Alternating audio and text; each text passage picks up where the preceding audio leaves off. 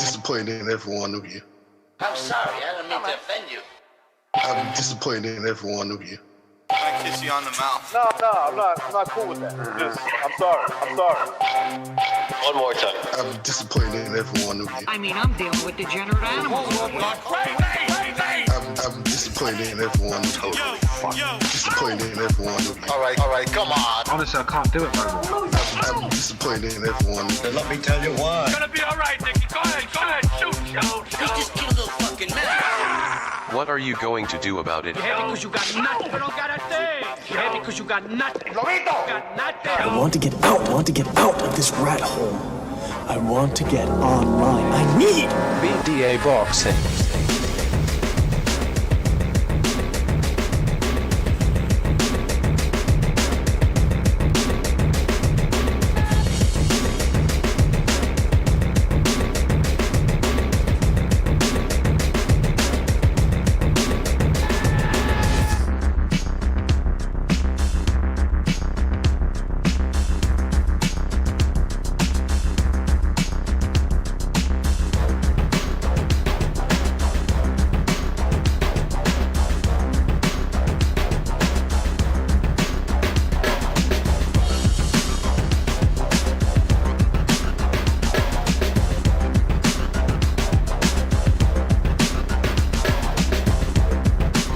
Well, welcome everybody to the Boxing Podcast, broadcasting to you live from the True North.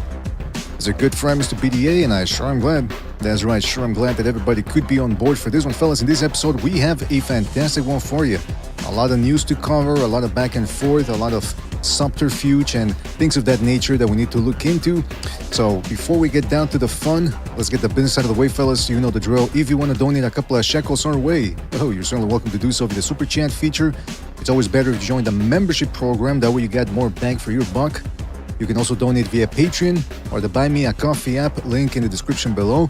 We always appreciate it, but we appreciate your presence more and your support by doing so.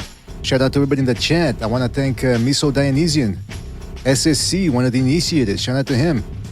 Shout out to Trooper 5131, Ricardo, Jaime Leiden, Mars Decker, the 2 Matador, Sam Rando. We got King Bucho in the chat, keeping an eye on things. Shout out to him. Kaisu, Anthony Lopez, Double L, Grim Reaper, Langsbury, Aldog, and many more people to come. I'm sure, fellas, thank you for joining us. Really appreciate it. All right, enough prevarication. Let's get right down to it.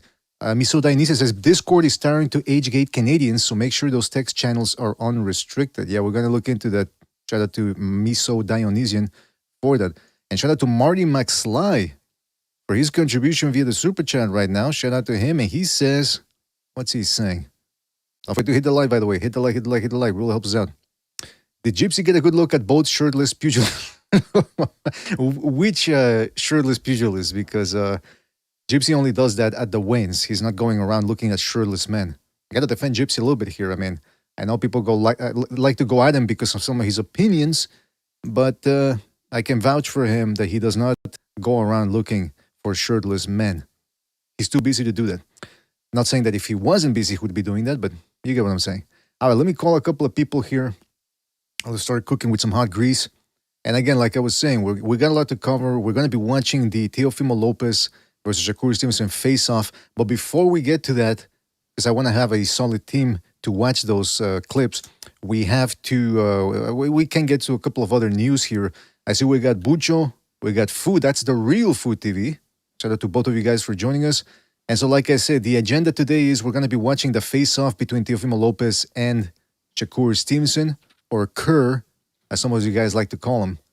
The other day, I was talking with Bucho, and he goes, yeah, my man Kerr, he going to outbox Teofimo Lopez. Easy work. I go, huh? But, so that's what we've got here. We also got Frank Bay joining us. Frank, are you there? Hello, yes, Mr. BBA. Okay, let's do a little mic check here before we go. Bucho, how about you? How's your sound coming through? Yo, can you hear me? There you go, crystal clear. Now I see Foo's muted. He's probably in the store buying those large... Yeah, no, I'm here. Okay, you guys just calm down. I'm doing some stuff, but I'm going to go to my computer in a little while, and I'll recall you up. Who's buying that coffee at the Stewart's? Yeah, I got to get some coffee. I'll get I already had my caffeine, man. I had caffeine in early in the day. It's past 7 p.m. Mr. BDA does not touch caffeine after 6 p.m. That's just not good for the body. It's not good for the sleep. I am not hardcore at all. I don't do drugs. I don't do alcohol.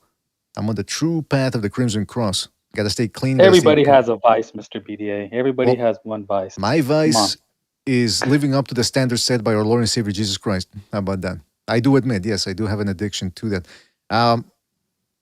I don't have an addiction to that, by the way. All right, listen. Before we get down to this, there's a couple of things we got to talk about. What's that white powder on your nose? As long as it's not white liquid on my face, I'd go with the powder. Yes, I'll take that. Real quick. Again, we're going to be watching the face-off between Teofimo Lopez and Shakur Stevenson, see what type of hijinks they got up to. But before we do that, we got some boxing.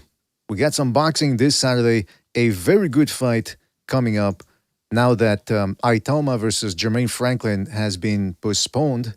But at least we got Murataya versus Andy Cruz. You can watch that via the Zone. And you've got the two undefeated guys taking it on each other. Both guys do let their hands go. They got a lot of agility, a lot of speed, so it's going to be interesting. Before we continue, try to recognize the Matrix. Shout out to him. Hopefully he's been well. And he says, salute to the BDA family and the chat. Well, you didn't have to donate, recognize. You know, your presence is good enough, but shout out to you anyway for that. Really appreciate it, recognize, and we hope to hear you on the panel soon. Shout out to recognize the Matrix for that. So yeah, hope everyone's well. Don't forget to hit the like. So we got Murataya versus Andy Cruz. Cruz is 6-0 with 3 knockouts. Murataya 23-0 with 17 knockouts. He also, if you care about these sort of things, he's got the IBF lightweight title. In terms of age, like I said, they're pretty close to each other in terms of dimensions and physicality.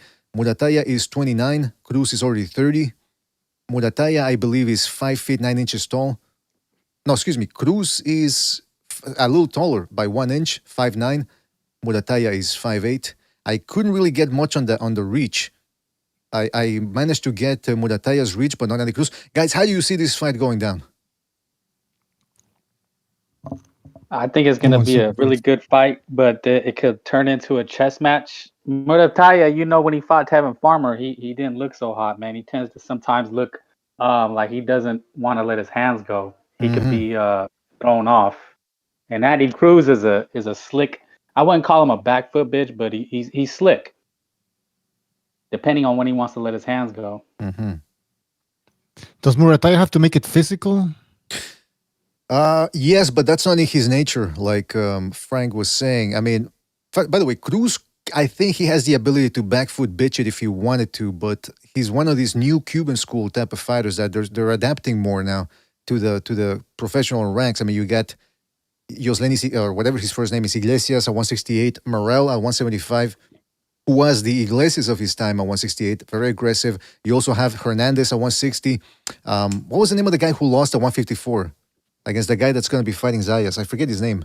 But that dude, Tellez, thank you. Tellez was also very aggressive. And Robeisy Ramirez, who I think predates these guys by maybe a year or two, he was also quite aggressive. So this ain't the school of Rigandao and Lara anymore where these guys run. Or even Luis Ortiz where they just went into counterpunch. No, these guys go get it. So Cruz, I agree with Frank. I think Murataya is a little bit too slow on that trigger. First of all, I don't like how he fights too much. He's a counterpuncher, and he has that left hand down, not really a good guard.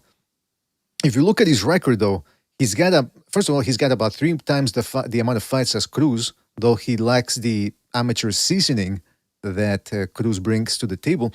But he also has fought the better opposition. So I think Cruz has been looking good.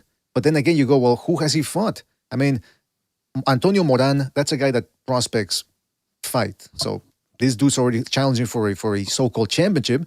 You would expect to see more than just Moran. He also beat Omar Salcido, who did end up beating Chris Colbert on Pro Box.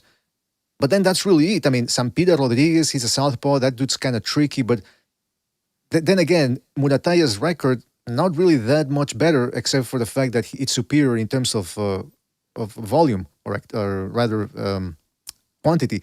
Jeremiah Nakatila remains his best win, but then again, other guys have struck Nakatila, such as what's his name again? The puncher at 140.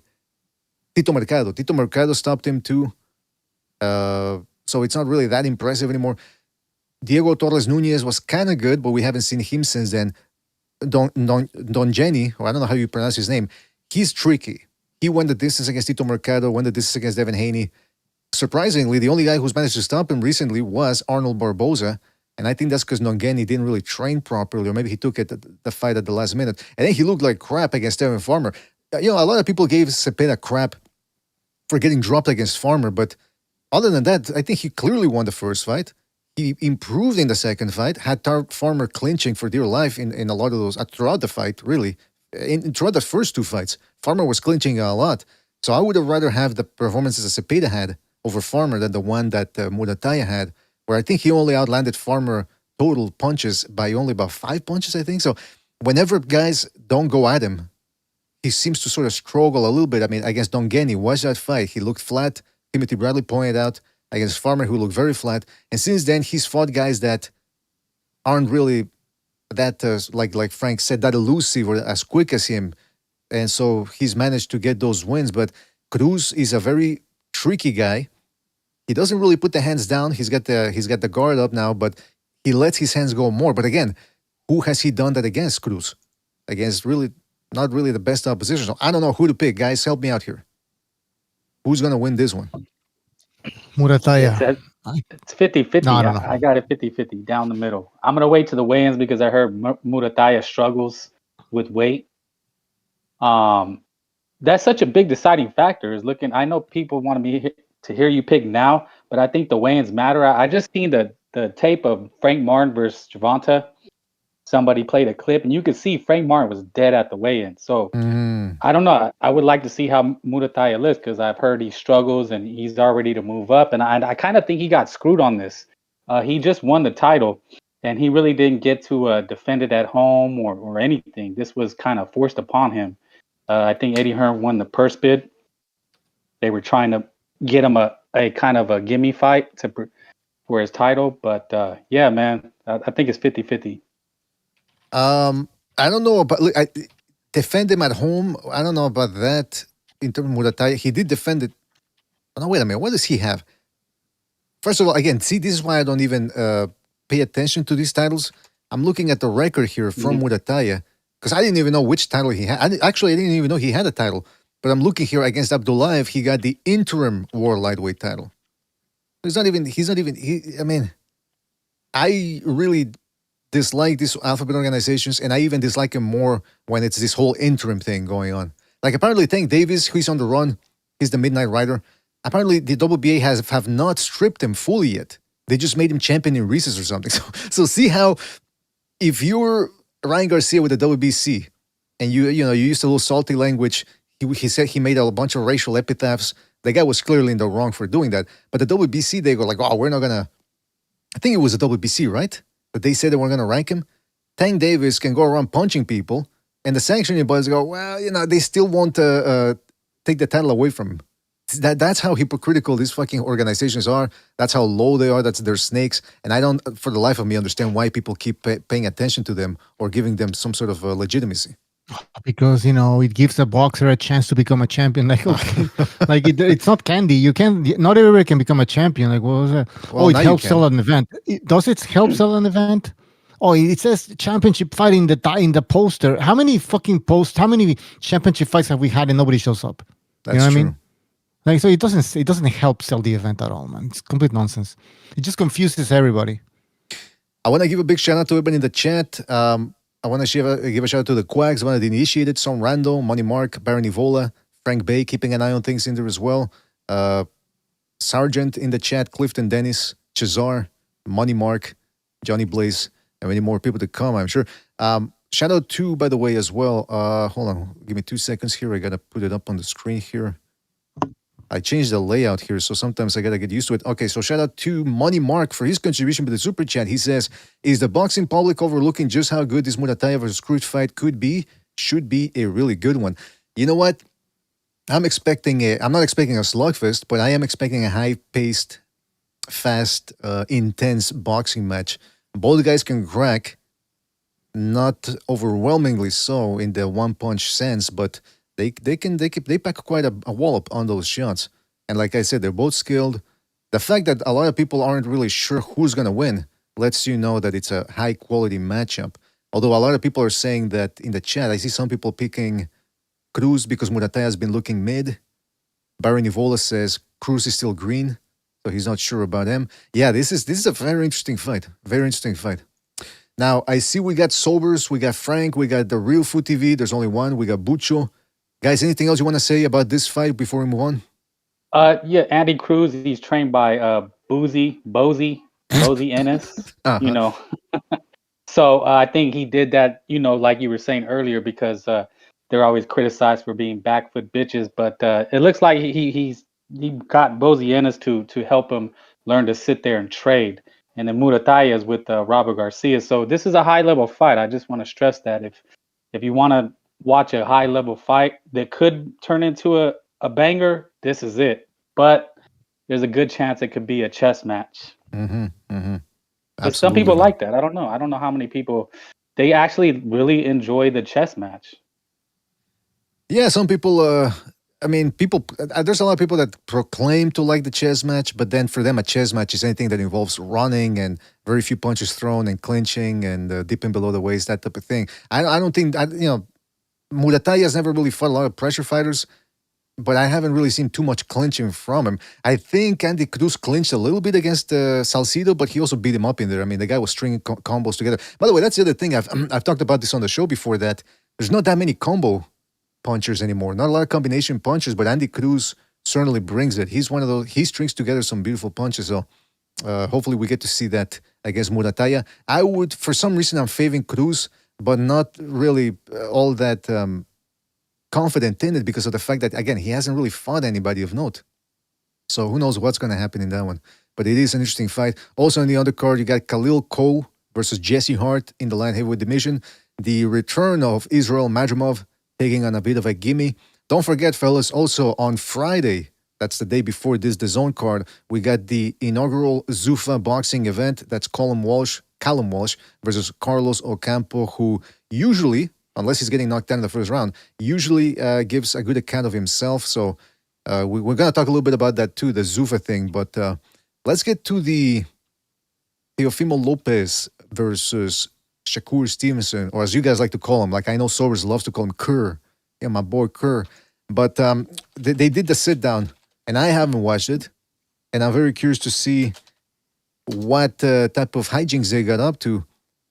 Oh, hey, listen, I don't judge events based off the views that they do on YouTube and all that, but this fight apparently is selling very well. And then if you go to the YouTube here, the video there for the Faceoff from DAZN Boxing, 650,000 views. So evidently people are interested in this. So the winner, depending on how they look, anything dirty will be reciprocated. Hold on a second. Don't try it. Could end up being a star. Well, not a star, but increasing their profile. So let's start watching this and see what we've got. Chris Mannix, you can tell Chris Mannix dressed up for this one, by the way. This idea of you two fighting ever come up? Honestly, I've been thinking about Don't diss Chris. He's got Sinicia. Who is Sinicia Estrada? I always confuse these female Latina boxers. What? She's the little chola from L.A., the little... she's the not the girl Puerto used to Rican fight one. for Oscar. Okay, she's not the Puerto Rican No, one. no. Okay, She's from East Los. Oh, okay. She's a little baddie. A little baddie.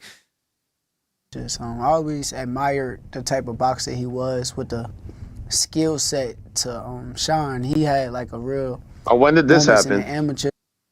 This is, you know what? It must have been recorded on the same day as when they were in the Versace temple, because they're wearing the same clothes. But it was posted 5 days ago. Hey, the Versace thing, wow. the Versace thing that we watched, it was a month ago. This one was released 5 days ago. How do they really edit the shit out of these things, or I don't get it? Why does it take so long to post? I feel like the edit I got summed it all up. Yeah, the one that the one that got sent to you by DAZN really did sum it up. It didn't really need any more. And the pros Yeah, it was shine perfectly bright. put together. Absolutely. You know, I wanted to see myself against that. So yeah, I've been had that. I can't hear anything. Is that normal? Ah, shit. Hold on a second. My apologies. Nobody said anything, by the way. People were just... All right.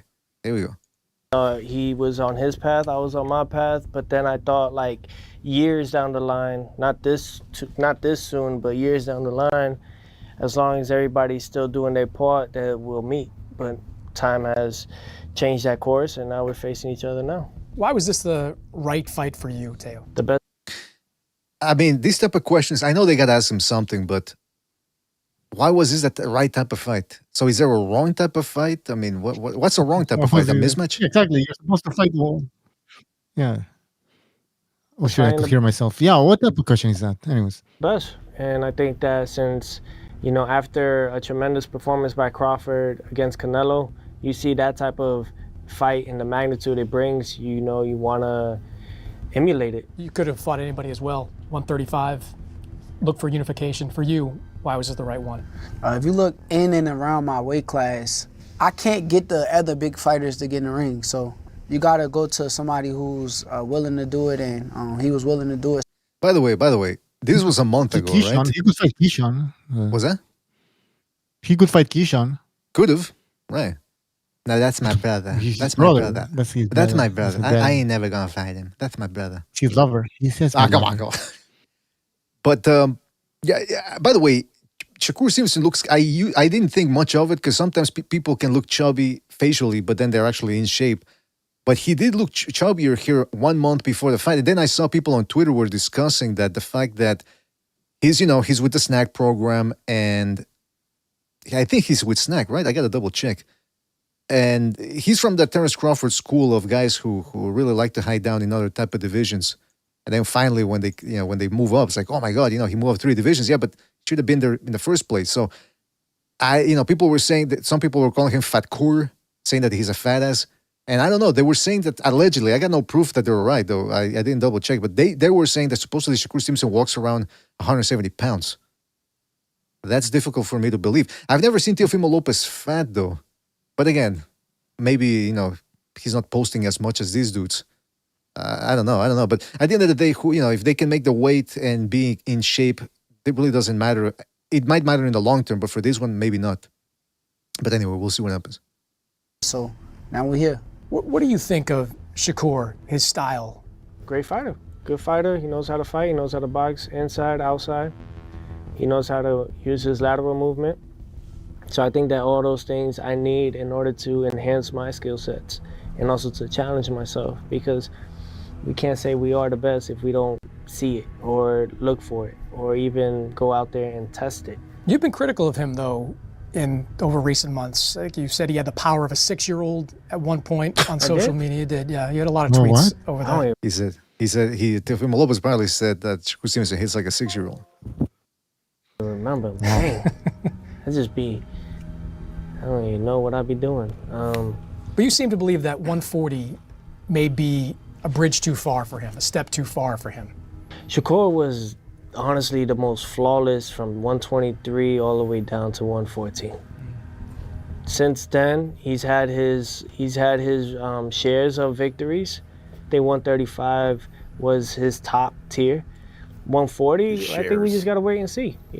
Yeah, when they say that, this might be a bridge too far, believe me, Shakur Stevenson is right where he's supposed. I think at 147, he could make that without any real trouble in terms of. I think he's a welterweight. He's gonna be fighting at 147 eventually. Right, and they said the same of crazy. Garcia. What's his name? Lopez Senior said that after this we're moving up. So it seems like both these guys are carrying quite a lot of weight. Yeah, both of them. But let's remember that Shakur was fighting at 126. That's right. That's true. Pretty amazing. Yeah, amazing. And by the way, I just double checked. Yeah, Shakur Stevenson apparently is with Snack. Oh yeah, he is a Snack fighter. So is Keyshawn. Up to do that, I think he deserves his flowers for everyone else out there. Guys trying to go more down into the ranks of top 5, top 3, and eventually top 1 for pound. But that ain't what you said, bro. What'd I say? I gotta remind you. You said basically I'm good at the lower weight classes. The only way that I'm going to be good is I fight at 126 pounds against guys like Inoue. But once I move up, you're going to, I can't compete at this level at that weight class. So that's what you said. When did I say this? I want to say it was the Danza Project. You was sitting there doing the interview, and I want to say that's what you said, yeah. So about like 2 years ago. Yeah, you said This dude is delusional and he makes shit up. I want to say that's what you say. Well, not for nothing. We're going to watch some clips that have been posted on Twitter about some of the comments that have been made since then. And let's not forget that Shakur Stevenson's the guy who, when he fought Hartunonian, he kept saying, this is the round I stomp him. This is the round I stomp him. That's what he kept saying in between rounds. Meanwhile, Hartunonian, he's getting hit with some body shots, some shots upstairs here and there. He's taking them. He's letting his hands go. Shakur Stevenson goes back to his corner. This is the round I stomp him. This is the round I stomp him. To the point where he started getting into it with his grandfather. And it actually looked a little bit like elder abuse. And I started thinking, man, I started thinking, if this is how he talks to him. He's actually wearing his grandfather's dentures. this interview, he's been wearing them. Yeah, let's not forget he's got some. He got some work done on his teeth. No, but anyway, I was thinking, well, if he's talking to his grandfather that way, how does he talk to him behind closed doors, or what does he do to him? I hope there's not any elder abuse going on. Be it as it may, You're gonna at need the a end, screaming sound effect. Yeah, I should fight. Man, I don't have it. I think right you got now. the right one. That one that's oh. I think that one is right. Well, I'm gonna bring it up later because I didn't have it queued up right now. But just to Solver's point about this guy being a little bit delusional, Hartunonian stood right in front of him, and then at the end, Stevenson said, "Yo, you had your traction shoes on today, champ. You had your track shoes on." And Hartunonian's like, "What?" So this dude imagines things, and he even said it afterwards. He says, I'm gonna look better when I got guys that aren't running from me. It's like the guy wasn't running from you. What the fuck? So it was quite shocking to hear him say that. Made me believe, okay, does he really believe that, or this guy's a runner? Yeah, and then he says Shakur accusing somebody of running. Yeah, and then he defends his performance against Nakatila and against, more or less De Los Santos. I don't think he could defend the Nakatila one, but he was like I was hurt against De Los Santos. Like, okay, whatever, you ran. You jumped, really, more than running. He leapt across the air in that one. Yeah. It's 2 years ago. Impressive. Change. It's changed. Okay, so you respect it now? No, it's not that I respect it. It's just that from what I was going off of was the present moment. I think he was fighting at 30. You feel me? Yeah. I was already going up to the 40s. I was already at 40. Yeah, for sure. So you see that 10-pound gap. I was thinking I was probably going to move up to 47. Okay, seeing me, you think I'm smaller in person, or like, what do you think? I know nothing. Okay. I know nothing, man. I think that was your angle with Lomachenko. Like, I felt like you knew how little Lomachenko was, and you kind of capitalized off of that. Heck no, that man was a lot to deal with. Y'all don't understand. The man was number one. Yeah, over Canelo, over Crawford, over Inoue. But you don't think that the size... Yes. Isn't that what Stevenson was doing with Oscar Valdez, trying to act like he was fighting Canelo? Well, I know a lot of fans tried to paint it that way. Like, oh, that's the Canelo, that's a 130-pound version of Canelo. And I kept telling people, like Valdez is nowhere near the level of Canelo. I don't know what they were talking about. But that was ESPN and Top Rank doing their job, trying to hype up the guy that they wanted to be the next American star. But Valdez was nowhere near that level. But you're right. And by the way, what is this obsession with size? It's almost as if these guys actually do see that and seek out certain advantages over fighters. Like Devin Haney, there's this new narrative now that there's no such thing as weight bullies. And I heard the same thing. I think it was Andre Ward recently. It's like, if you make the weight, you make the weight. I go, what? So you make the weight, and then the next day, it doesn't matter how much you weigh, as long as you weighed in at a certain amount the day before, reality stays the same as from yesterday. Like there's nobody's questioning the fact that people are rehydrating above certain weights, and especially now with the 36-hour before day weigh-ins. They got 36 hours to rehydrate. And some people got snacks, so they can do it easier and more effectively. I mean, so yeah, it's that's the new game, man. That's been the game for a while now, the weight bullying thing. And the fact that people want to defend. Then again, this is the same world and community where people try to defend clinching, dipping below the waist, running, that type of stuff. size advantage kind of helped you. Bro, styles make fights, not the size. I agree with that. I'm with you on that. But for the first 6 rounds, he didn't punch. Because I didn't let him. You didn't let him punch? Absolutely not. Okay. I want to see this magic. Must be magic then, man. Why have you been waiting for this moment? I want to see his magic. I want to see his magic. You can show us that magic here? It's sort of like the magic that garage. And I was levitating. I thought I was going to die. Shakur saved me. Hey, imagine the way Keyshawn imagines it. Yeah, the way Keyshawn probably imagines it is that Shakur Stevenson showed up in a costume, like a superhero costume, and saved him from it. He had the force. He had the force. He carried me. He forced lifted show me how back great to the, we is. He put me down gently. Gently, and I woke up in my bed. I love Come on. I love Shakur. Tucked in and then. I was tucked in comfortably. I'm back. A lot of the fighters, I want to say, either they ducked or found a business way not to get in front of me. And I feel like with him, he kind of gave me the opportunity of a lifetime now. Now it's like, okay, you build your career up all this time. Yeah, what the fuck? With him? I want to fight this guy, I want to fight this guy, I want to fight this guy. And then the moment comes and it's like, damn, it's here. Like, it kind of like turn you up like, okay, let's go get it now. Like, are you as motivated for this fight as he is? I'm determined. It's a difference. I'm determined. No motivation. I have all the motivation. He watched the movie Heat way too much in preparation for this interview. Yeah, he's trying to act like De Niro. There's no friends in this game. There's no friends. Yeah, what the fuck is that attitude, man? The fuck? If I see you, I'm gonna have to take you out. Having dinner or some shit. Yeah, there's a flip side to that coin. That's what every interview for this fight reminds you of that. But it's only Keo living in that movie. Everyone else has no idea, that he's living in the movie Heat. It's his inspiration. Some weird shit going on between these guys, man. Let me tell you. He's De Niro. People's are good. You imagine he breaks out and he says, "Show me what you got. Show me what you got. Give me everything. Give me what you got." Yeah. Great ass. He's got a bon voyage, motherfucker. Healthy. Health is wealth. Determined for more. Determined for a betterment of my life. We're just coming off the press conference where it seemed like Teofimo Sr. was doing his best to try to get you to commit to fighting the same way. Man, they're both about the same. In fact, Teofimo Lopez might actually be a little bit taller because Shakur Stevenson's got a fro. Head. Yeah, with a fro. Shakur looks like a cat, does he?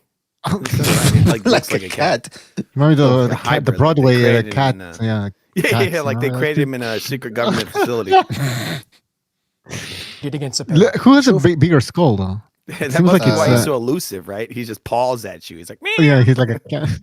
He just hits you with a little paw and then runs away. Fucking Teofimo Lopez has a weird hawk. He looks like a hawk a little bit. That nose. Yeah. So, that's a boxer's nose, man. Oh, yeah. That's old school nose right there. Yeah, that nose is crooked, yeah. Against Cepeda. Truthfully, I fight whatever style to win. Whatever style comes up that I got to win a fight is what I'm going to do. So I'm not worried about anything he's talking about. So that's that Andre Ward mentality. Exactly. By any means necessary. Expect that version of me. Expect a better version of me come fight night, for sure. But who can really say that with any certainty? Because he claimed he was hurt against Los Santos. Yeah. And we saw how he fought there. So he could always make up a lie. Yeah. I mean, he's on record said that he said fuck the fans when they were asking him if he fought Ryan Garcia. He says, sometimes you just got to be boring. Fuck the fans. Because, he's afraid of Ryan. He admitted it. He saw the Haney fight and it made him shit a little bit in his pants. Just saying. Literally. What version of him do you expect? I expect no version. It's the beauty about boxing. You can't expect any version on the fighter. Or do you want to see him fight the way he did against Cepeda? I want him to do what he believes is his greatest attribute. Do that. He is statistically the best defensive fighter in boxing. What do you have to do to break that defense? There's a lot of different ways to do it. And although They're some showing may some think of it's the best illegal, fights it's in still boxing legal. history. Oh yeah. So it's just all about Highlights, wow. making sure that Yo, this is a boring sit down. How do you? Yeah, What do you you're have right. to do to beat him? He looks like it's I don't bad. know. How you Kinda planning like on beating him? I'm planning on bringing styles and plans and winning. Yeah, it's just He's trying to act like, all what? sophisticated and intelligent and smart, but he's just not. It's not working. yeah. That's the thing about. He should put on like a monocle. That'd be kind Yeah, of funny, right? But that's the thing about Teofimo He reads Lopez. like a tiny piece of paper. Either the real him comes out where he's fucking annoying, trying to be funny, or with the one where he's trying to be serious, but you can tell it's an act as well. So who's the? Yeah. Will the real This Teofimo is Lopez De please Niro. stand up? Yeah, he thinks This is the new He Tio. keeps This is saying De that. Niro Tio. Right? Tio We've Niro. seen it a couple of times in the past. You know, he gets really deep, Yeah. but like in a shitty '90s like gangster movie kind of way. Well, remember when he was as bad as that he- Ward he- Dawson face off. You guys If remember I that see one? you in that ring and you try to bring belts to ass, I'm taking you down. I think he's showing us range though. He has a lot of range. He as an does. actor. Yes, I got to give it to him. I like Wacky Tio. I think he's Yeah. he's a little better for the interviews. And don't forget when he was pretending to read a book during one of the press conferences. Remember that? I think it was for the. Yes. Yeah, I remember that. Yeah, I mean, come on. He held it to his nose to not cover his mouth while he was speaking. He had on the, He was mouthing to the pick up what he was saying. He had I the mean, right so of the he He girl just didn't read his lips. Yeah. Next interview he's gonna now he's all like dejected and I don't know why he's all acting like this, but the next interview he's doing the Ace Ventura, he's speaking with his ass. Yeah, You know, that's the talking with thing, his huh? ass. Yeah, that's Wacky He's Tio. like, I'm gonna That's Wacky knock Tio. you out, Shakur. I'm gonna beat That you, would be Joe. awesome. He just like he jumps in the air and spins around, just lands on Oh, yeah, the wait. table. He's like, "Oh, I need to beat find your that ass." clip, man. I need to find that clip, man. I'm gonna create a With the gif butt out of cheeks. it. Yeah, the butt cheek smack attack. That's what it was. Oh yeah. And then what was Teofimo Lopez Senior's reaction? He was like, "Oh my god! Oh!" Amazing. He had like the look like I think he said Morpheus genius. in the Matrix. He was like, "Oh my god, he's the one." Everybody's watching like, oh my god. This shit had like that Matrix music. He's like flying through the air with his ass to bump the guy. You know, there's like, dun, dun, dun. No, they should have done the Very dramatic. 360. The 360 speaking. Oh, that was an amazing move. Oh my god, we've done Genius. it. That genius. Oh my god, it worked. We've been Can't believe it practicing worked. that for months. It was like Dr. Frankenstein when he's surprised that the monster's actually Exactly. alive. He's like, whoa. That's his do creation. certain punches and throw certain punches or hit certain areas. It is not as long as it's not below the belt line. Of course, I Is understand. that true? I Are mean, you you saying can't you hit gonna behind hit the me in head. the back of the head? Yeah, like, Huh? You can't hit behind the head. I mean, No, I know. There's rules to it. back of the head. You can't hit nobody but in the like- back of the head. Just saying, like, That's funny. Shakur Stevenson telling people about where you can't hit him because, I mean, the amount of times he hit Conceição low. I mean, Oh yeah, he loves that. Oh, he man. loves He us doing promised everything disqualification. That's he a promised to DQ. beat Conceição's ass. Instead, he beat up his balls, and the ref did below. nothing. Anything about below it. the belt for Shakur, he loves to do things with his hands Ah, come on. Wait a minute. when it has to do with men. We don't know that for a fact, by the way. That's Food TV's I point mean, of view. we've seen it. You know We've what? seen it. January 31st. he has said he's better than Lomachenko, better than Josh Taylor. Do you believe that? Absolutely. Let him be what he. I would like to ask a little bit more clarification on, like, what makes him... Because are we going to see that on the 31st? Because Lomachenko walked Lopez down. Once he got his shoulder going, he was walking Teofimo Lopez down. Is Shakur Stevenson going to do that? And if he doesn't, is he going to apply and enforce the same type of damage that Lomachenko did in 5 rounds, but throughout 12 rounds saw, on the back foot? Is that Did possible? you see where Loma he did that lethal weapon thing in the 5th round, and then he got going? Remember? Oh, yeah. that? Yeah, Mel did Gibson he hit his character? shoulder on the ring post? It's like, give me some space. And he started remember whacking. that? Oh, He was like, give me some space. Rah! I know what's going on. He's like, I'm He's looking at ready. his shoulder. I am ready for action now. Hey, I recently like, watched oh the my 4th God. Lethal Weapon. That one actually, that was good too. Oh, wait, All the 3. Is that the one with with Jet the Li? Chinese guy, Jet that's the Li, one yeah. with Yep, with that was Jet the Li. first That's a good one. Yep. Yeah, Lee as a bad guy is really cool. That was awesome. Is that the one they start with the guy with the blowtorch? He's like Yes, yes. Yeah, that's the yeah, one. he's like listening Oh, to yeah, metal that's or some shit. that was a good one, man. Yeah. Big comeback for Lethal Weapon. Maybe Teofimo Lopez can take something from Lethal Weapon for his next sit down. Because right now, like Fu say, he's playing heat He's trying to be De Niro or Teo Nero. Toilet scene. It's gonna be the toilet scene. He's gonna show up. He's gonna show up with his pants Shakur on the toilet. He's loving it. He believes he is. I'm too old for My this job shit. is I'm to- too old for this shit. Hey, Riggs. That's my impersonation. That's my. too old for this shit. Literally. Do what I need to do and become victorious. Defend my stuff. I've done it 3 times. And this is number 4. This is number 4 for the ring. This is number 4 for the WBO. Super. So these are Captain Op. my been goals here so is many to times. defend my throne. I cannot be called to take over and have someone take it over. This is obviously a huge fight for you. Yeah. Do you see it as a difficult fight? Yeah. You know, more difficult than Zepeda, more difficult than the title fights you've been involved in? It's hard to say without being in the ring with somebody. You never know. He couldn't. There wasn't many names there. Harder than Zepeda. Harder than Okay, Someone like Zepeda, like Paddy. Is this harder than Padley? Is this harder than Padley? Padley the Badly. Is this harder than the fight you had with some strangers in the street? I mean, remember that girl you hit? It's harder than that fight with that girl you hit. What about that Japanese guy he fought? You Sushi sucker roll punched for that bald Bobby. guy who looked like Moby. fair to be. By the way, that dude looks like Rick Milligan, who happens to be Virgil Ortiz's manager. That's what he looked like. To be fair, though, the Padley fight, that it was supposed to be Kid Schofield. I mean, Kid Austin, or whatever his nickname is. Yeah, so my son. It's the best. And I told y'all. Poison. It's poison. That's my son. That was supposed to Don't be my ask, son. don't ask me about Keyshawn. Don't ask me about Keyshawn. Oh, yeah. Don't ask me about Keyshawn. Okay, what is that? Damn you, Keyshawn. Damn you. So ask me Yeah, he's a real one, though. He's been shot. yeah. Oh, these I've guys been shoot. shot. I've been I think shot. these guys shoot each other, if you know what I mean, up somewhere. I caught Keyshawn when we jumped off the we garage. shoot each other romantically. Somebody actually is until you get in the ring, or how bad they actually That's my is until you brother. get in the ring with them. That's So, my brother. Come fight night, we'll figure out whether he's better than Zepeda or more of a challenge than Zepeda. I know Zepeda's style. Don't try me. Nah, you. I'm Don't just Mr. saying, BDA, can you stop it real quick? Sure, Mr. sure. BDA. I don't sense any meanness. Like, this is the most weenie thing I've ever seen. There's like no meanness. I want to see people mean, angry. Why do you think that is, though? Because I think they're scared. I think they both know that this could go wrong. Yeah. I think TL's got better competition. And this guy. But I doesn't want to pose too see much people of a say, threat. man, have some kind of, truth spa or something. Like, this is so lame. I'm getting mad just watching it.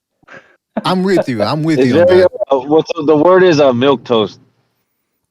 Yeah, but you know what? I'd rather.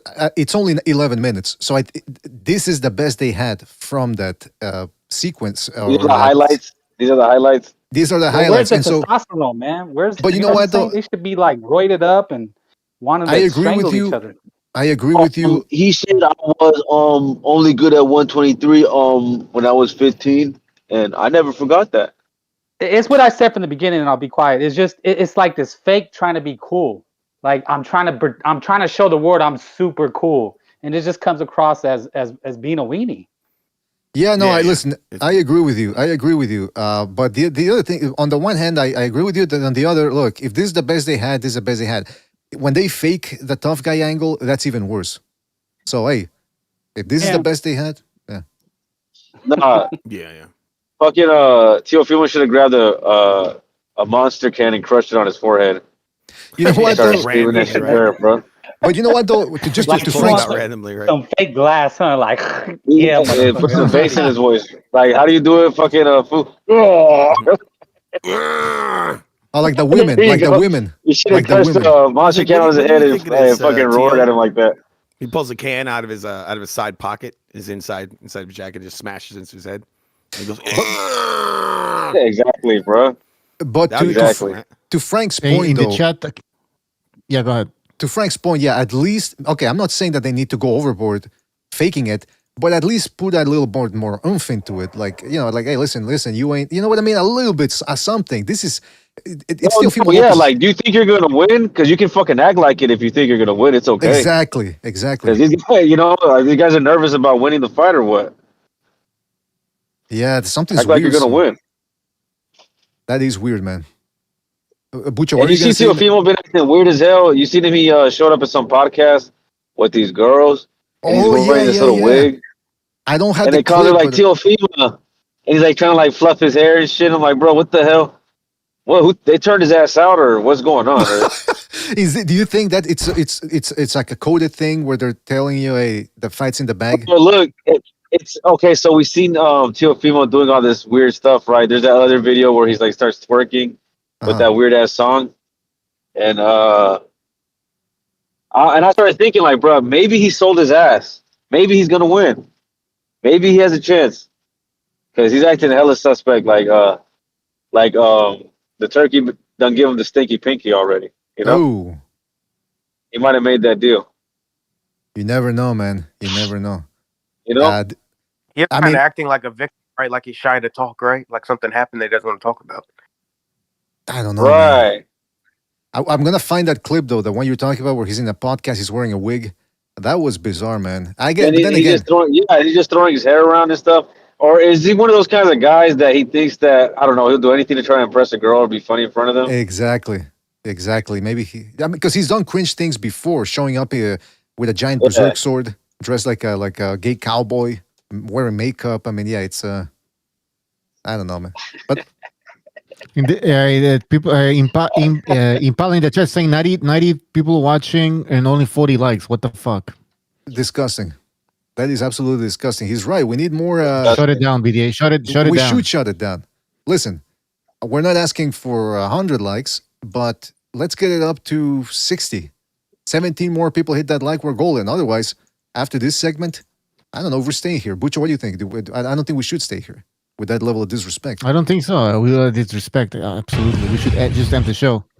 Guys, you better hit that like button or we're ending it. By the way, this is how earlier Food TV was saying that Teofimo Lopez should crush a can on his forehead. This is the sound that Teofimo Lopez would be making.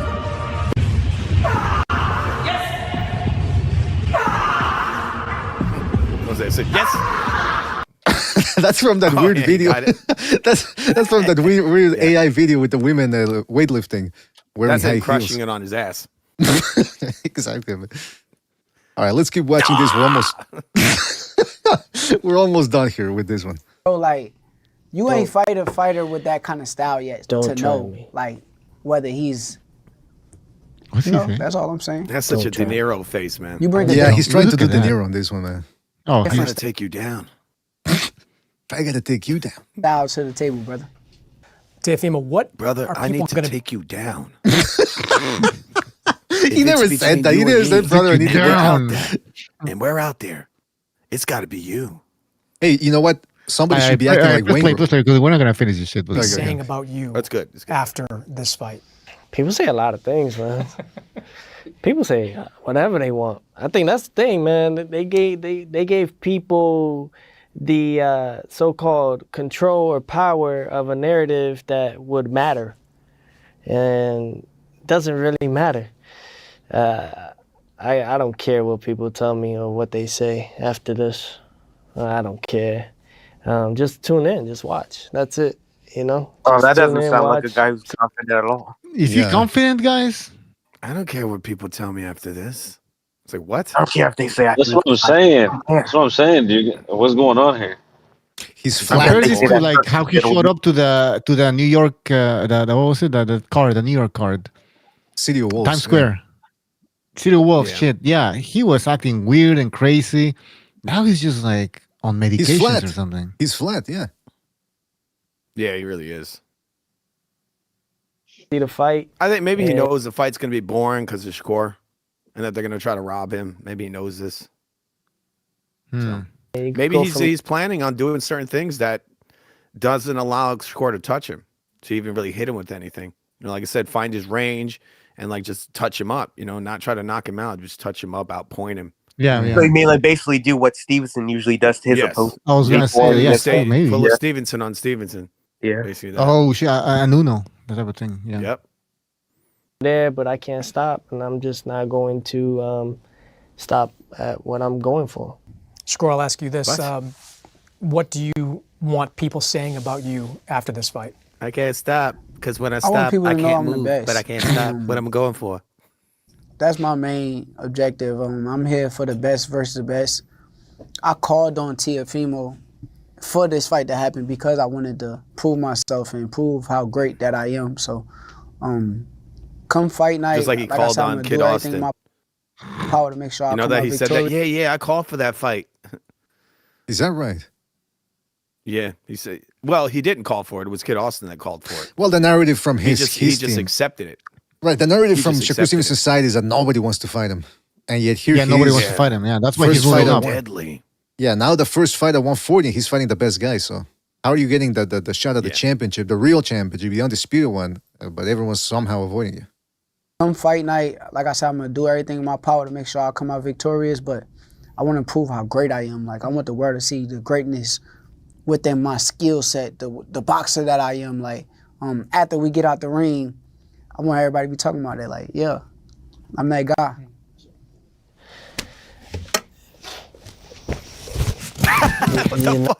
What the fuck is that? He's like, Not I'm even done using with this words. shit. He becomes a mime. Yeah, What he was becomes Marcel Marceau or whatever his name was. Yeah, what the fuck is that He's reaction? like, I don't know how to top that. I just don't know. I'm done. Now I gotta He rips get off the that mic. all the time. He's gonna You shred. go for people's Is he doing the mime thing? He started doing going down the stairs thing and saying bye. Yeah. He's like, I'm stuck in a box. I'm stuck in a box. They're all gonna be staring at him like, what?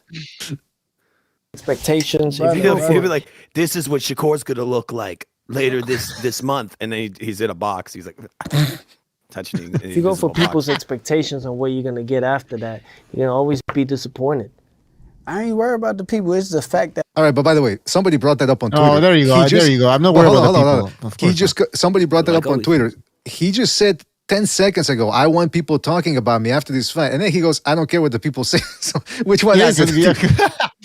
Somebody pointed He out. doesn't know what the fuck he's saying. Yeah, he's not. He's like, we're going to get to Clarissa Shields later, by the way. But he's in the same school of thought. And by the way, this dude, just like Terrence Crawford, he's never going to be satisfied because he wants ultimate unconditional approval from everybody.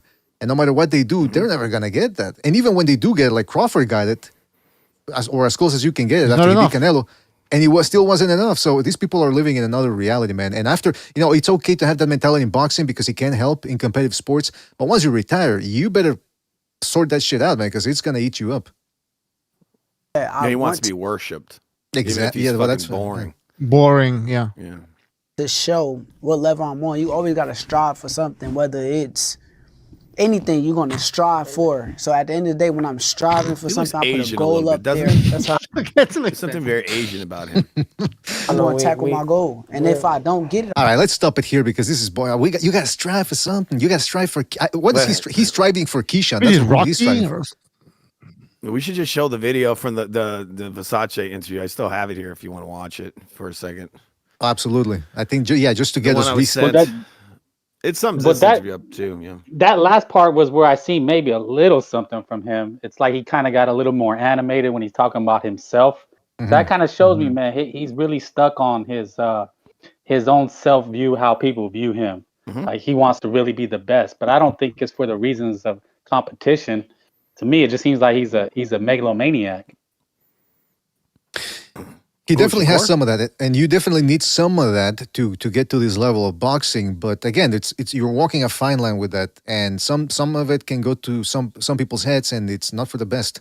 But we'll see what happens on the 31st. Yeah, as far as sit downs, face offs, whatever these segments are called, this one was very mid, disappointing, and hopefully the fight. Somebody needs to start doing parodies of these. Like let's mix it up, man. Have Snoop do it and blow smoke in their face. Like let's do something different, Yeah, they should, because this stuff started during the. This stuff started during the 2010s, right?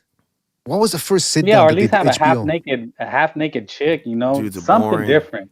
Let's give us something. You know, some kind Yeah. of make a game of it. I don't know. Put them at a debate table and do, put eggs on their head. I don't know. Do something Hey, different. Shakur, what do you think about most fans thinking you're trash and you're boring? Well, they don't know shit about boxing. Hey, by the way, Like bring the guy's girlfriend out or something and then talk shit about her. we were talking about the size earlier, about how a lot of these dudes are playing the weight bullying game and all that, which some people are desperately trying to cover up. Like, no, that doesn't exist. If you make the weight, you make the weight. But Sobers had made a video where he pointed out how Shakur Stevenson, maybe a year ago or something, was talking about how, what was he saying? He was criticizing something about a weight clause. And then now recently he changed his tune on that and he wants a weight clause, rehydration clause on Devin Haney, even though they're about the same size. Yeah. All right. Hold on. I think he was saying that Gervonta Davis is on some lame shit because he would put his weight clauses on people and point out the fact that you're trying to get these guys weak. And he pointed out how Ryan Garcia looked against Davis and how he looked against Haney, and basically pointing out like, hey, you're trying to get these guys when they're not at their best.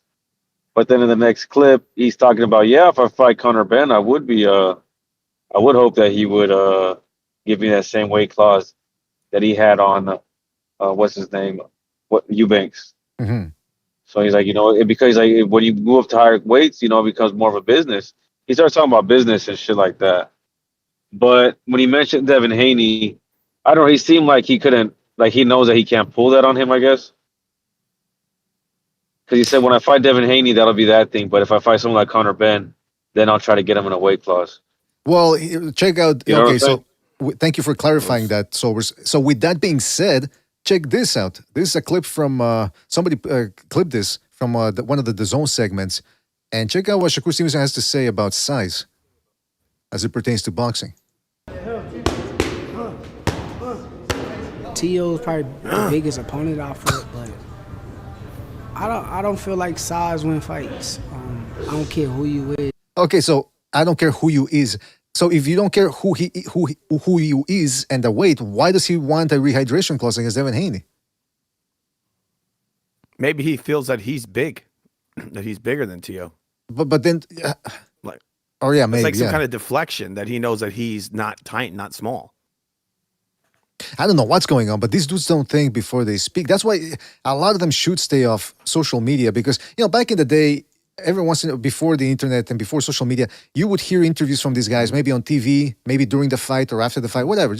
Or you would read an interview, right? But they weren't as readily accessible as they are now. Now they post their thoughts on Twitter. They're always on Instagram, and some of this stuff that comes out is just makes you scratch your head. He's never really fought a guy that's like bigger than him, where he can really make this kind of, have this opinion based on an actual experience, right? Most of the guys, if not all the guys he's fighting, are all smaller than him, right? So absolutely. Like I said, maybe it's a way of kind of making himself look better. Now, I'm just beating him with skills. What I was afraid of, by the way, has already come true, or what I was worried about. Shakur Stevenson has a message. Remember, he said in the press conference, he told Teofimo Sr., don't throw in the towel. Sort of, so he's suggesting that the beatdown is going to be so severe, Teofimo Lopez Sr. at some point is going to have to consider throwing the towel in. So check out what he had to say recently. Hey, T.O., I'm going to bust up your eyes, I'm going to whoop your ass, and I'm going to beat the shit out of you. You better be ready, boy. I'm going to what? All right. What? About I didn't get the end. So you better be whoop your ass, and I'm going to beat the shit out of you. You better be ready, boy. Beat the shit out of you. I'm going to beat the shit out of you. So, beat the shit out of you. On the one hand, we were saying that we want a little trash talking, right? Which is not necessarily saying, it's one thing to trash talk, it's another one to make empty promises, because let me just give you the rundown of how many times this guy said the same thing. He said against Carlos Cesario, I'm going to beat you up, I'm going to beat you up. He beat up his balls, but even with the weight advantage, because remember, Shakur Stevenson failed to make weight, didn't even try to make weight for that fight, seemingly, he still couldn't put a dent on Carlos Cesario, and that's even with all those low blows. Then he told, who was the other guy? He told Hartunonian, I'm going to beat him up. It depends on how much punishment he takes. Couldn't even beat him up. Cepeda too, belt to ass. Didn't work. Now here he is. Oh, De Los Santos. He told De Los Santos, I'm going to whoop your ass. So that's 4 times he said the same thing. And then he wonders, well, why do people don't dislike me? Because you make these promises. And by the way, that's at this point now it's the people's fault. If you really believe that this guy's going to be giving Teofimo Lopez, have his face all swollen and looking like the Elephant Man, you're going to be disappointed. Go into this fight with low expectations from both guys because it's not going to be a slugfest. If it is, it's going to be the surprise and the upset of the year because no one is expecting this to be above a 5 in terms of entertainment factor. So I don't understand what he's talking about. Oh, by the way, what is this motif? It reminds me of another person's podcast. This. Oh yeah, they're ripping me off. They always do, man. I'm telling you. Oh yeah, for sure. That's Riyadh season. They've been taking shit for a little while now. Speak about that because I don't think people are familiar with that. You're saying they have certain AI systems where they start to take ideas. They don't directly, make it look identical, but they take certain shit. And you're confident in the new about OBS that. program, they literally started adding shadows to it because a lot of the sets I build in my shows are built on the real world, right? They're like they're supposed to be like real world environments, and so I have shadows and all that using different programs. I create those artificially. I see they now have added that to OBS, this shadow thing, where just like you can now apply it without having to work for it. So I'm just saying it doesn't shock me. There's a lot of that going on the internet. So the Sheik it's proven. It's a real thing. is mining ideas from the real food TV. They have artists. They have artists that are employed, and so they need to pull inspiration from somewhere, ideas. So they literally surf the internet, or they have AI scrapers go through the internet. Did they get this one from you too? The epic Times Square trailer. Obviously, they probably did. I mean, the themes. Now this was. You see, now they now have themes. When do these guys have themes like this with all video games and all this shit? They don't. They never have. It's just now just started. No, but this was the worst one, man. This is 2 minutes, 2.5 minutes. I think it was put together well. I thought it was put together well, but it makes no sense. Like, dude, why are you making it out like Haney and Ryan are fighting? Exactly. It would have been great for the Ryan Haney fight, which is the fight that should have happened on that night. This was bizarre, man. It was a bizarre trailer, and I don't like it. No. I tell you what, I don't like either. Like it. Again, we don't cover the box. They raped me off. Hey, by the way, where are we at with the likes, though? Hold on, where are we at with the likes? They jacked me. 62 likes. All right, good. We're cooking with hot oil here. Thank you to everybody who's hit the like. Don't forget to hit the like again if you haven't hit it, and subscribe if you've yet to do so. 80. They fucking 80 jacked likes. my style, bro. They jacked my style. All right, I wanted to say this though. Yes, go ahead. You go ahead, BJ. We don't cover much of the female boxing here. We just don't. But Clarissa Shields, it's been well documented. She's quite a sour character. She's a man. She can't take any criticism. She's got that same Shakur Stevenson Crawford complex where they want something above just praise or a pat on the back. They want it all the time, consistently, never-ending, unconditional. Like Fu said, worship.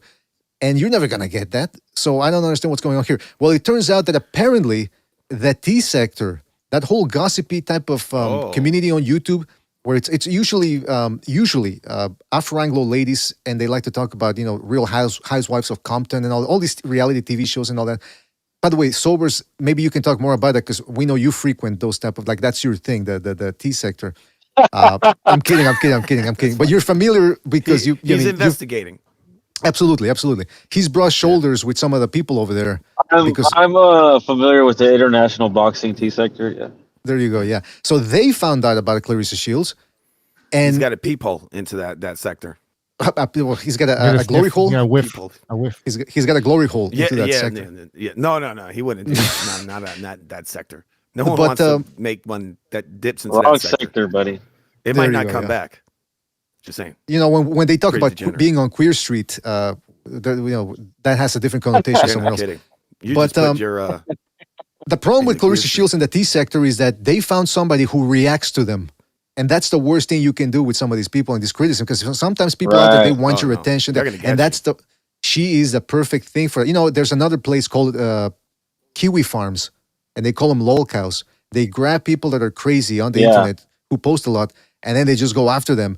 And they document the whole thing. And Clarissa Shields is the perfect, whatever the T sector equivalent is of lol cows, that's what she is. And so check this out. Yeah. She called into a show that was talking about her, and she pretended to be somebody else. Check this out. What, a good fighter? Bro, that sounds so funny, dude. I want to hear this. All right, well, hold on. That's hilarious. Let's play here. Y'all better put respect on that girl's name. Watch her start trying to figure herself up. Oh, dude, please play it. Please play it. My bad. Yeah, you on the live talking about Clarissa Shields? Yeah. She goes, so y'all talking about Clarissa Shields? Like she's somebody else, right? That sounds exactly like she even tried to change her voice. She sounds like any she did. like Hood Ho. She tried to. She imagine she tries to do like a different accent, like an Asian accent. Hello. You talk about Clarissa Shields? Laquana, is that you? Are you speaking about Clarissa Shields? What is Japanese accent then? Is that you, Laquana? Oh yeah. What is that? What was that voice, man? Clarissa Shields. Hey, let's go. Yeah, you on his live It's a talking great about voice she's doing. Clarissa Shields? Yeah. Mute your TV for me. Go ahead. I saw I missed your call. It's muted. Okay, go ahead. So, I'm sitting up here listening to this live, and I see so much misinformation. Okay, well, go ahead. Go ahead. Hold on. Go ahead. I want to hear you. Y'all lying, saying that this woman owes tax money. Why are y'all lying, saying that her image is ruined? Well, hold on. Correct that then, because there's a lady who. So she's saying Clarissa Shields. She's addressing the person as Clarissa Shields and this woman, right? So clearly, first BDA when she said y'all talking about Clarissa Shields, right? Okay, right there. If she still got confrontational after that, you could, she kind of might have been just referring herself to that way. I heard you know what I mean, but shit about then when she goes, y'all saying this woman ruined her image, and she owes taxes money, and she called the FBI's on her folks and them. You know what I mean? She's trying to sound like she's defending her from a different person's perspective. So. Put out some tax records today. Now it's Kenny Valley. Yeah, well, she's definitely not doing a good thing for her image by calling on to a show like this. It's hilarious. Oh yeah, well look, they already clipped. They got a clip of it, so it's funny. She's wearing a costume right now too. To get into character. Yeah. She's wearing the big glasses and the nose. She's wearing frameless glasses. She's going method. She's method acting. It worked for Superman, right? Exactly. Like, you guys talking shit about the quote I heard. I just had to call the pussy up direct. Site, and we were all like, where'd that come from? Like Clarissa Shields owes money based on the document she provided. So clear that up for us, because I'm glad. Y'all believe anything bad about Clarissa Shields. Nobody's doing any fact checks. You guys are running behind Tasha K and Lakeisha Dean believe. Tasha K and Lashisa, I don't know. I'm suspect that those are some of the big names in the T sector. Oh, those are some heavy hitters. Do they discover that it's her? They're like, is that you, Clarissa? This is Clarissa, and I'm going to explain it all right now. Sorry. Is that you, Clarissa? No, that's not me. Yeah, that's what I'm expecting, that type of stuff to come out of here. Yeah, perfect. Doing any fact check. Is that you, Clarissa? You guys are running behind Tasha. Hold on, let me rewind a little bit here. Nobody's doing any fact checks. You guys are running behind Tasha K and Lakeisha Dean believing anything bad said about Clarissa Shields when her life has been documented since she was 15 years old. Well, hold on. You see the pride in that statement? There was pride in that statement. She's gone a bit too far, man. Her life had been documented. You know, these fighters always talking the third person. I think she's gone so far that she's like. She got a movie on Netflix. I was gonna say that. I was gonna say she got a movie, successful movie, 90% rating on Rotten Tomatoes. She doesn't even know it's her. Yeah, well, I mean, who would know, right? I mean, this is her alter ego, Shaquanda. Hold on a second. Hold on a second. I'm gonna let you talk because I'm not rude, and I'm not saying you're being rude. Now, I don't watch Tasha K. I don't even know who the other person is, but the ladies in the chat, they definitely know who they are. So just to let you know. So, but go ahead.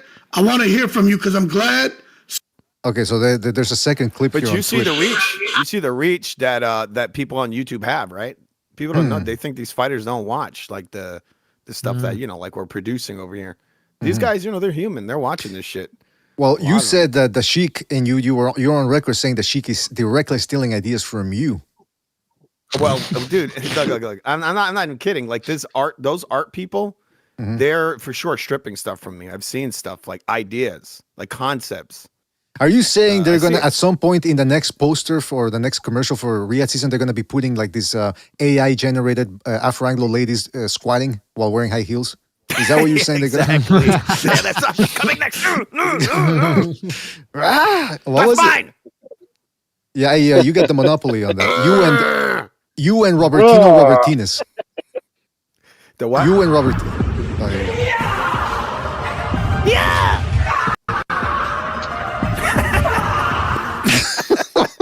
I love that music, right?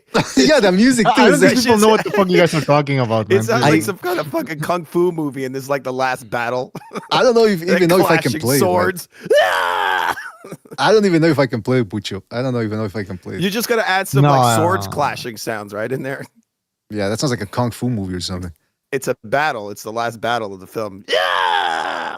All right, let's slow motion.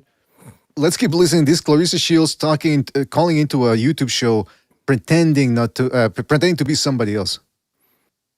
Is that you, Clarissa?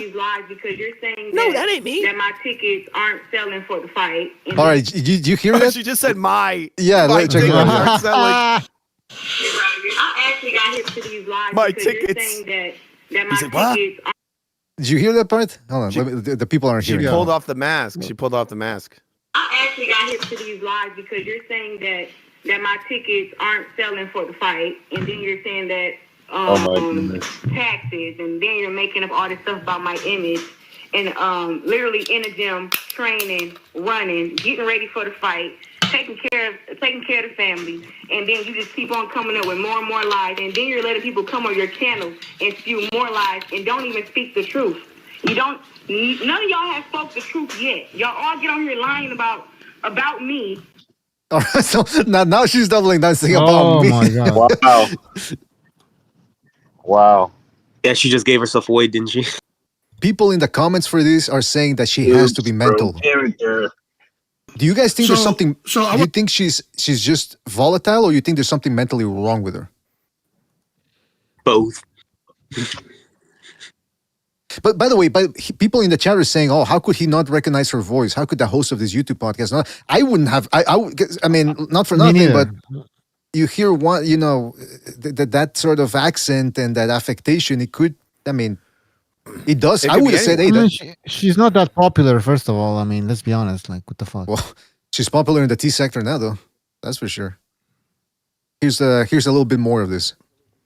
So I want to make sure that you understand that, but tell us, Clarissa, what is it you feel that we get wrong? I like how the host didn't even act surprised or anything. He's just like, well, it's like sort of the behavior that you expect from Clarissa Shields. Yeah. You have a picture of me crying right now on your channel. Crying? Oh, girl, that's You have an AI picture of me crying, and then. You're crying right now. I'm just going to scroll through here because it's just so many. All right, so I wrote on YouTube, Clarissa Shields calls in. That's all I wrote. The Afro-Anglo community and the the T sector have honed in on this. Look at all this. B with the T. I think that's the one that Sobers listens to. 70,000 views, and it's a video from 3 days ago covering this sordid event. Back with new content, 1,000 views. Boxing Ego is covering this as well. I guess there's not much boxing going on there from the male side. Miss Lowdown talking about that. I mean, this is a big deal in the. These are heavy hitters. This is the people with the weight, right, Sobers? Yeah. They're converting the boxing community on YouTube to the T sector now, huh? Exactly. Yeah. Yeah, they got Matt Chad. Did they really get him? What are you talking about? Yeah, he's not. His channel is pretty much gone now. He's like a segment on one of those little shows now. You know what I mean? Now he's just been regulated to like, oh, we got the boxing guy up here with the update. what do you got to say with your silly voice? He's like, oh yeah, talking watching You get boxing. me? You get You know what I'm saying? And You you're like, get me? all right, thanks. Get the fuck out of here. Well, I gotta tell you, there is a lot of drama going on in boxing. So that's Clarissa Shields, and it was just a matter of time. I mean, most people in boxing already knew that she's a very caustic character, but this is beyond being caustic. This whole calling into a show, pretending to be somebody else, and then midway through, not even hiding it, not even staying consistent with the act, just going, because my reputation and you're lying about me. So holy shit, what the fuck? I would, you know what? Thank God she's not a criminal, because she'd be inside. Female Shakur, right? What's that? It's like female Shakur. Exactly. There you go. Right. She's female Shakur and Crawford. I said that first. There you go. Oh, really? I said it. I've been saying that, right, VDA? We said it. We said it at the same. I heard you say that. I heard you say Stevenson is. I said Clarissa Shields is Stevenson with the coochie. Oh, really? You said that on the T sector. I remember listening to that. Yeah. Oh, wow. I thought you meant that in a different way. I literally said that to you like earlier today, bro. All right, we got a little infighting here. Hey, but by the way, speaking of, no, I was talking to you, VDA. Oh, you me? Well, I'm telling you, I heard it on the T sector. I heard you say that on the T sector. I said, there you go. He's making a good point. No, I think you. Oh, man. I think you. Somebody said that. I remember one of you guys said. I don't. Sometimes things get mixed together. But we said it at the same time. Mr. BDA. Yes. I'm gonna be a dime store pop psychologist, but this is what happens when someone's so desperate for attention. Mm-hmm. This is what she gets. You know, when you're this desperate, how these guys are, this is what you're gonna get, one way or the other. So, you know, that's what I blame it on her own necessity to be recognized. She's getting recognized in the way she don't want to. She's starving for it. The hunger that she has for that is incredible. Even she's calling out Tasha K. Now I don't know who Tasha K is, but I think the guy who was hosting the phone call mentioned Tasha K. Oh no, Clarissa Shields mentioned it to the point where she's calling out old Tasha, my homegirl, to some sort of fight. Check this out. And Lakeisha Dean, this is for y'all. Y'all are cancer to the Black African American culture. Y'all are cancers. All y'all do your whole career try to break down Black women and tell lies about them. Y'all are sick. Oh my God. And that's the only. And I've been ignoring y'all for I don't know how many. Y'all is sick. Y'all are sick individuals, and I hate y'all. I do. I hate y'all. And I hate y'all. Yeah, she that in there, didn't she? And I hate y'all. You know, is this backlash because she trashed Layla Ali? It could be. I don't know, man. I think she's just. It's probably more her trying to be a little rapper, fucking with Papoose. Yeah, but that's what I'm saying. Is you know what, this is a cautionary tale because I'm gonna get some T-shirts printed. But a lot of these people don't play. You know, a lot of these people don't play. There's some sick, crazy people, and they will see her in the streets because that's how they talk. They start this, you pull up, and it could get real fast. So, you know really cool. Plenty of crash outs, right? Yeah, no, it really happens though. I don't think she understands like the negative. No, but I mean, she's with it too, right? Because she said she pulled a knife on a dude for hitting her a little bit too hard during a sparring match. Whoa. Yeah. Yeah. Oh yeah, she said that the guy had loaded gloves. Remember? Yeah, he had loaded gloves in the fucking in your boxing gym. Sparring, yeah. You know, it'd be cool getting an interview with her, and you get a T-shirt printed with a picture of her like on the ground laid out from that sparring. You kind of don't with her legs relaxed in position, right, BDA? Yeah. When she's on her back, that was Silver just, like, interviewing her. She's like, "What the fuck is that? What is that?" When talking about her, you have to have a disclaimer. So put a disclaimer, BDA, because I think she tried to sue a YouTuber already. Oh, there you go. No, she tried to threaten somebody, but come on. Now we got I know. I'm just saying that's how she moves. We've got the. That's pretty impressive, man. Spiritual immunity from both the Vatican and the True Path of the Crimson Cross, so we should be okay. But I tell you what, though, Frank. Well, hopefully, she calls in. If she's listening, call in and give us your side. You know what? I think fighters have called in before, but they're just pretending to be somebody else. Because somebody, yes, I'm pretty sure they've called in before. But I wanted to say something though. Hello, I was just thinking about jumping off this garage, and I heard you guys talking trash about this What girl. if I just jumped off the garage? What happened? These guys, they're talking trash about Clarissa Shields. Y'all talking I don't know crazy. her personally, but I don't know. Hey, caller, how are you? What's up? What if y'all made her jump off a garage? What if I jumped off the garage? You guys were just talking about Shakur Stevenson. I mean, Shakur Stevenson was there to like a catch. good fighter. I liked his fighting skills for a long time. Why are you talking trash? They're saying Clarissa Shields is one of the trolls in the chat. They're saying she's BBC Ingenuity.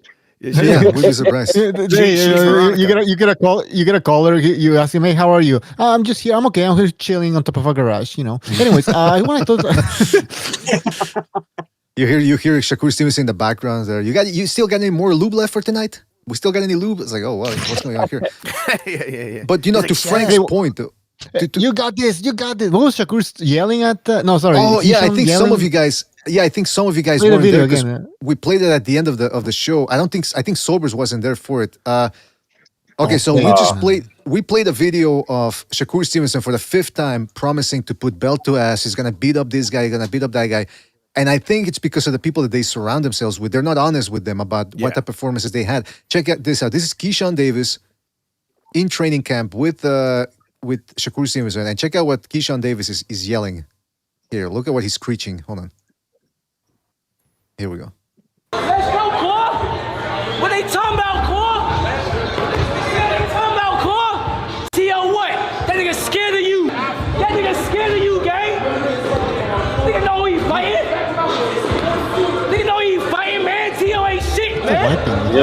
Is he like road rage or something? Stop this nigga, Core. Let's go. Yeah, first, maybe you know what? He's showering. He's like, why is he aggressively wiping himself down like that? Like, he just keeps wiping. It's prison behavior.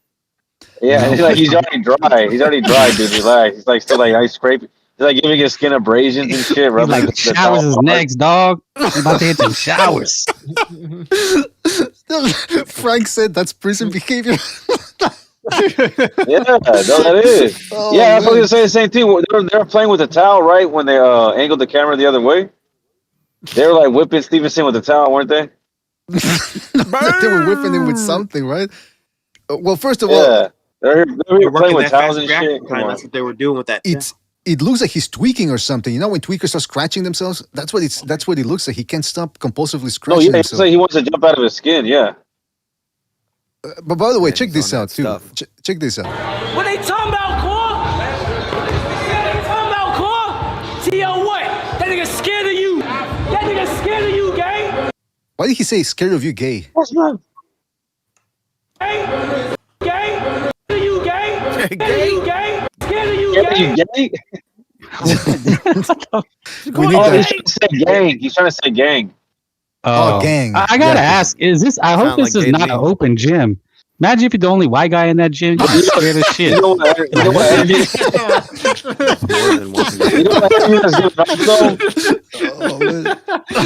like when you see the girl like all in love with her dude. You ever seen a girl at the gym with her dude and she's all in love with him? She'll start encouraging. She'll be like, you know what I'm saying? That's gross. Imagine a white. Frank is right. Imagine a white guy, the only white guy in that gym. Oh, please, God, no, you're one of them. He just You're one of them.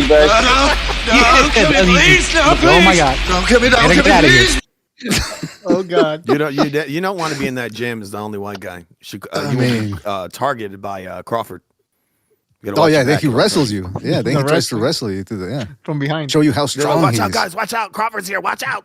Then you got all these people going, man, I can't believe how strong he is, how he manhandled me, could have had his way with me. It's like, what the fuck are these people doing? I felt something hard against my He back. could have done whatever he wanted. When he grabbed me. And a lot of these guys. the last thing you hear is him running. That's what Coach Malachi said when he wrestled with Crawford.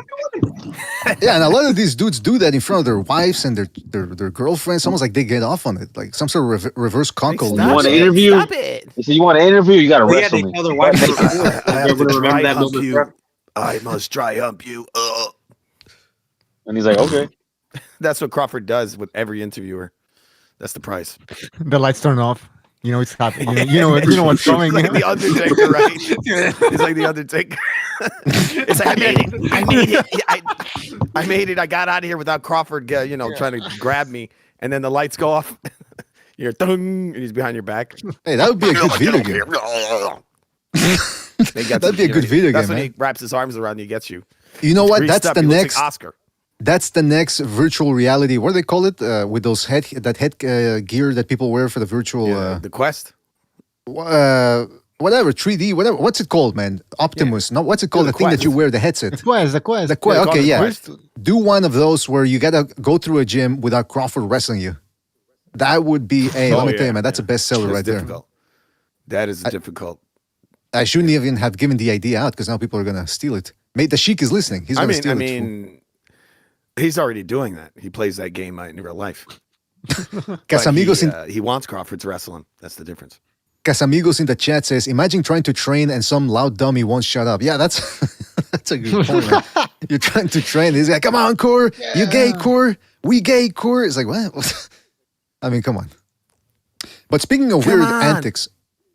But doink that bag. Speaking of weird antics, this is in a pretty high, it looks like a high-level place, like a good a mall or something. A good-looking mall, that is. Amado Vargas and Fernando Vargas Jr., brothers and sons of Fernando Vargas Sr., were seen tussling. Check this out. Get that boy! Get him! We can train you! The two sons are having a little brawl. Easy! What happened, bitch? Let them go!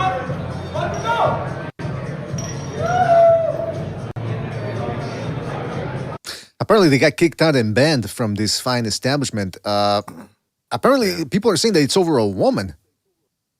What's up? Look at that woman over there. What's she wearing? A fucking thong with a see-through outfit? What the fuck? Hold on.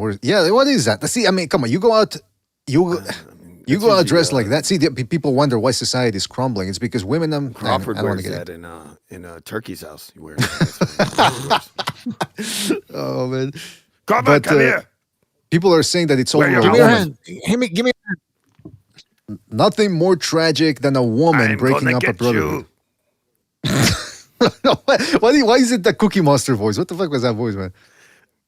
No, that's the Blueface song. The Turkey when Crawford comes over, he's like, "I'm gonna get you." You know, and then there's the other lyrics that come after that.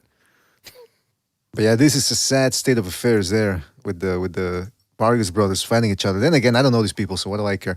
But another thing I wanted to mention here is the fact that, okay, so we got this Zuffa event starting, right? And a lot of people are speculating about what type of event it's going to be.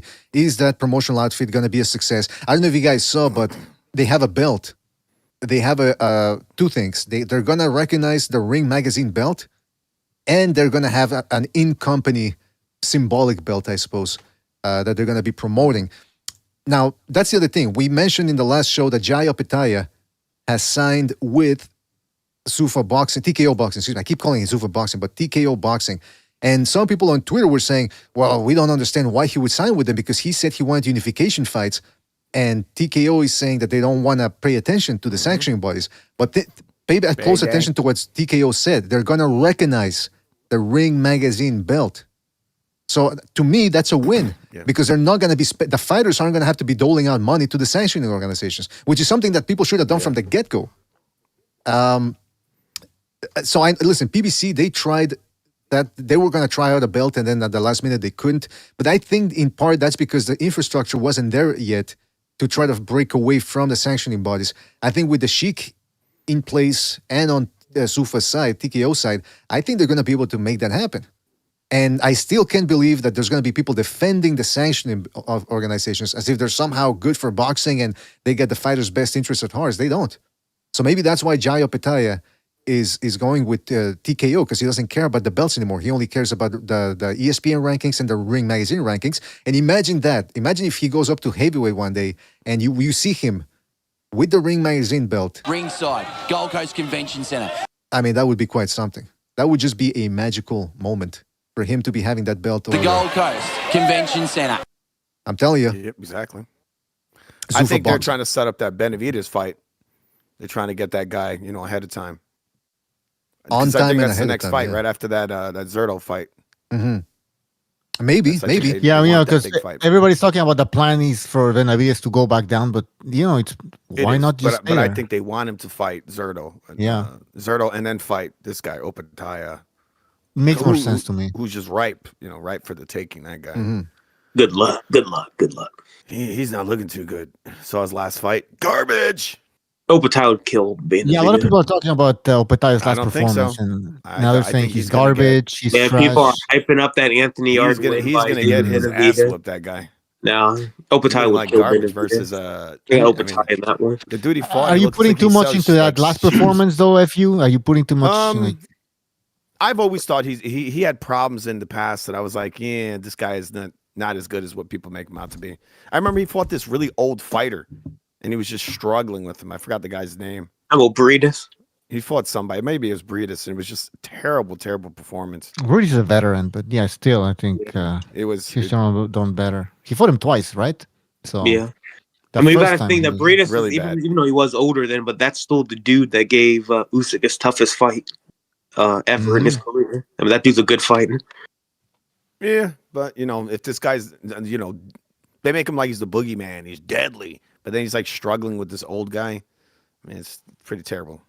Well, we haven't seen Benavidez at cruiserweight yet, so people are still hyping up that Anthony Yarde. That's true, but I think the activity, like the Benavidez that fought Yarde, that kind of intensity, is going to be a big problem for a guy like Opataya. I think.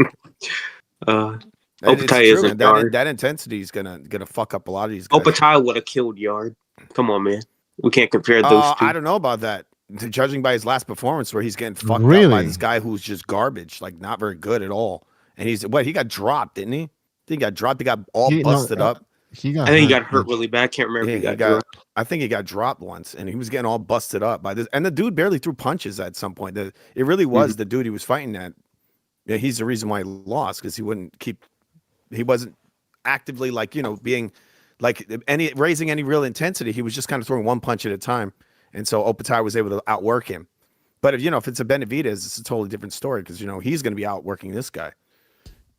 Well, that's what Benavidez can take the power really well. See, Benavidez's style, it's going to be as good as his engine and his chin can take him. I think, Benavidez isn't a huge puncher, but just the speed and the intensity is going to be like nothing this guy's ever seen. If he can get in there and he can block most of this guy's shots, I mean, he's going to be a fucking bloody mess. I can see Benavidez TKOing that guy. In the chat, Manos de Piedra says Benavidez is gonna pull at Roy Jones Jr. and get knocked out at 168. Yeah, that's the thing. If he's gonna be moving up to when he comes back down, I think but it's a big jump, guys. 120, 25 pounds. So you're gonna move up and stay over there.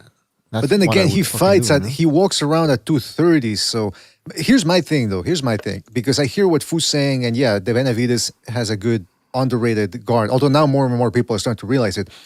But I can't help but remember what happened against Gvozdyk and against Morel. Those guys took his punches like they were peanuts.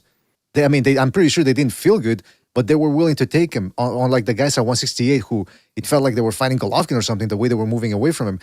Against Opataya is probably not going to feel the same way that some of these smaller guys do. He's probably going to say, this guy can hit worse shit. Unless Benavidez somehow packs more punch with the added weight, or without having to make weight. Well, that's what we said. That's what we said at 175. He is working with Memo Heredia. We got to put that into account. He is working with Memo Heredia. So. I think if he keeps his speed, I think he'd be a real big problem for Opataya. But I don't think he could really. He's not going to go too far at the cruiserweight he's just not going to do too well. I think he definitely should not stay there. I mean, I think he's kind of undersized for light heavyweight. Like you see some of those light heavyweights look bigger than him. They're thicker. These guys, they're big. If Opataya, just look at the Gvozdyk fight, man. If Opataya takes Benavidez' shots and says, you know what, I'm not too worried about him, he could probably do what a lot of these guys aren't willing to do in these lower weights, like super middleweight, lightweight, and that is punch with Benavidez. Because a lot of these dudes, they wait for Benavidez to finish punching so that they can try to counter him. Yeah. And that doesn't work because the guy transitions. That's the thing. Yeah, he transitions very well between offense and defense. But if Opataya says, you know what, I'm not worried about his punching power, we've seen what Opataya does to some of these dudes in cruiserweight. And some of these dudes are technically heavyweights. And he lays them out cold. So it's a dangerous and to Benavidez' credit, Benavidez will stay in there as long as possible. He's not going to cower if he's getting hurt by shots. He's going to fight. I'll give him that. I think he's going to go out on his shield in that fight. He gets knocked the fuck out and he fights over the top. I think that's as far as he's going to go at that weight. Benavidez is Opataya.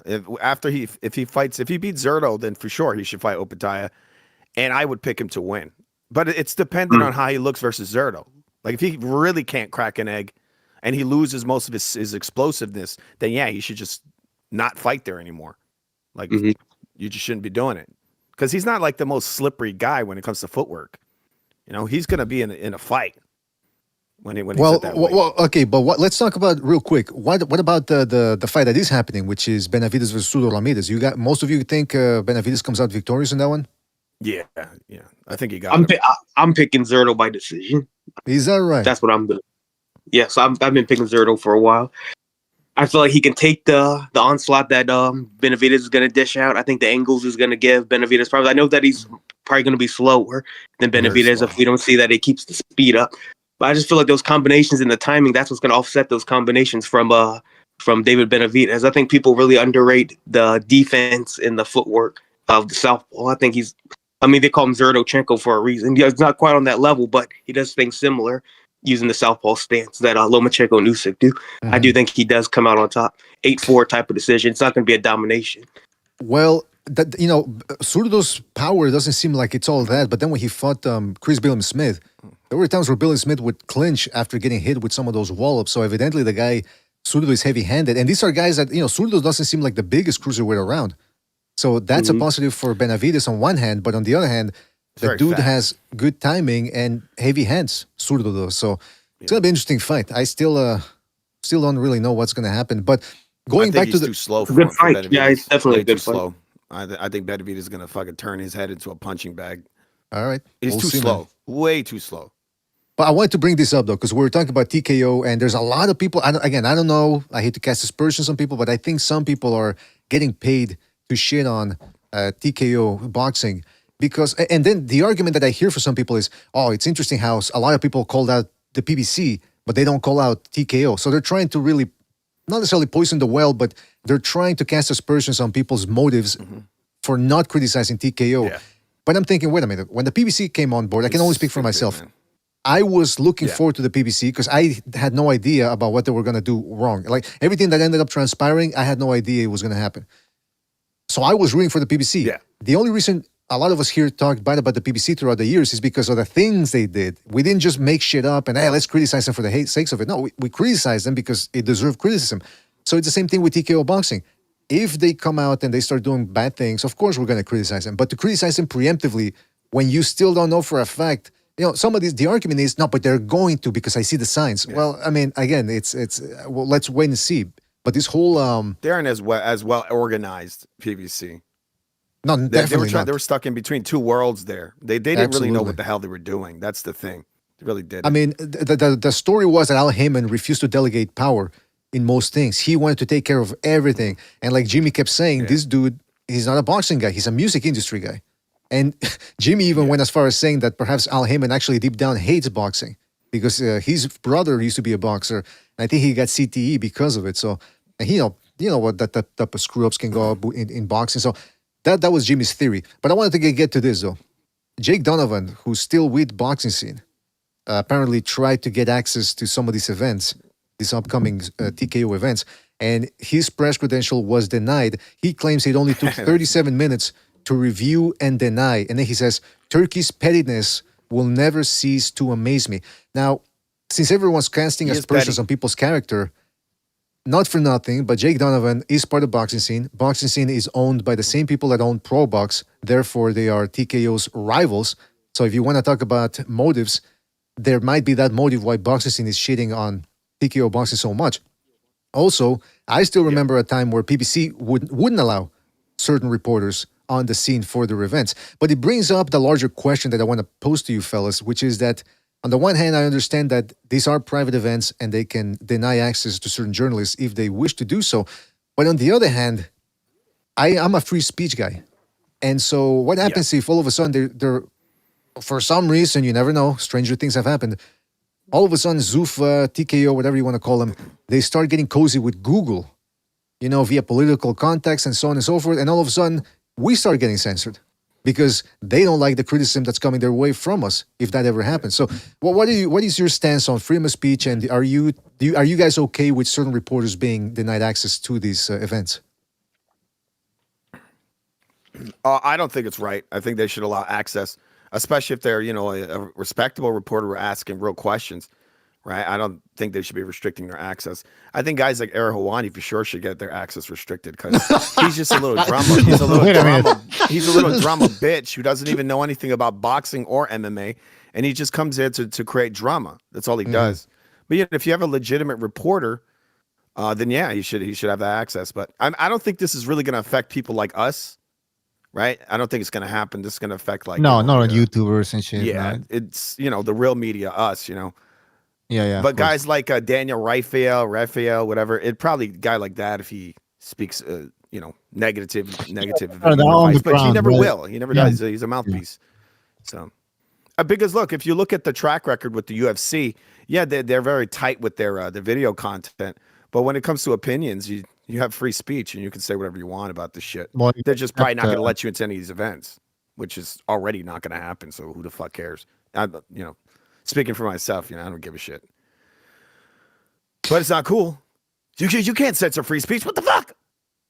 No, it's crazy. Yeah, and by the way, I don't know if they're going to do it. I don't know. Yeah. Sorry. People in the chat. That's not the key, man. That's not the key. People in the comment section of that tweet were saying, who cares about that fight? I mean, it's Charles Martin versus Ajagba. What do you care? Gabriel Montoya said, surprised he didn't wait 47 minutes to honor Dana's Führer.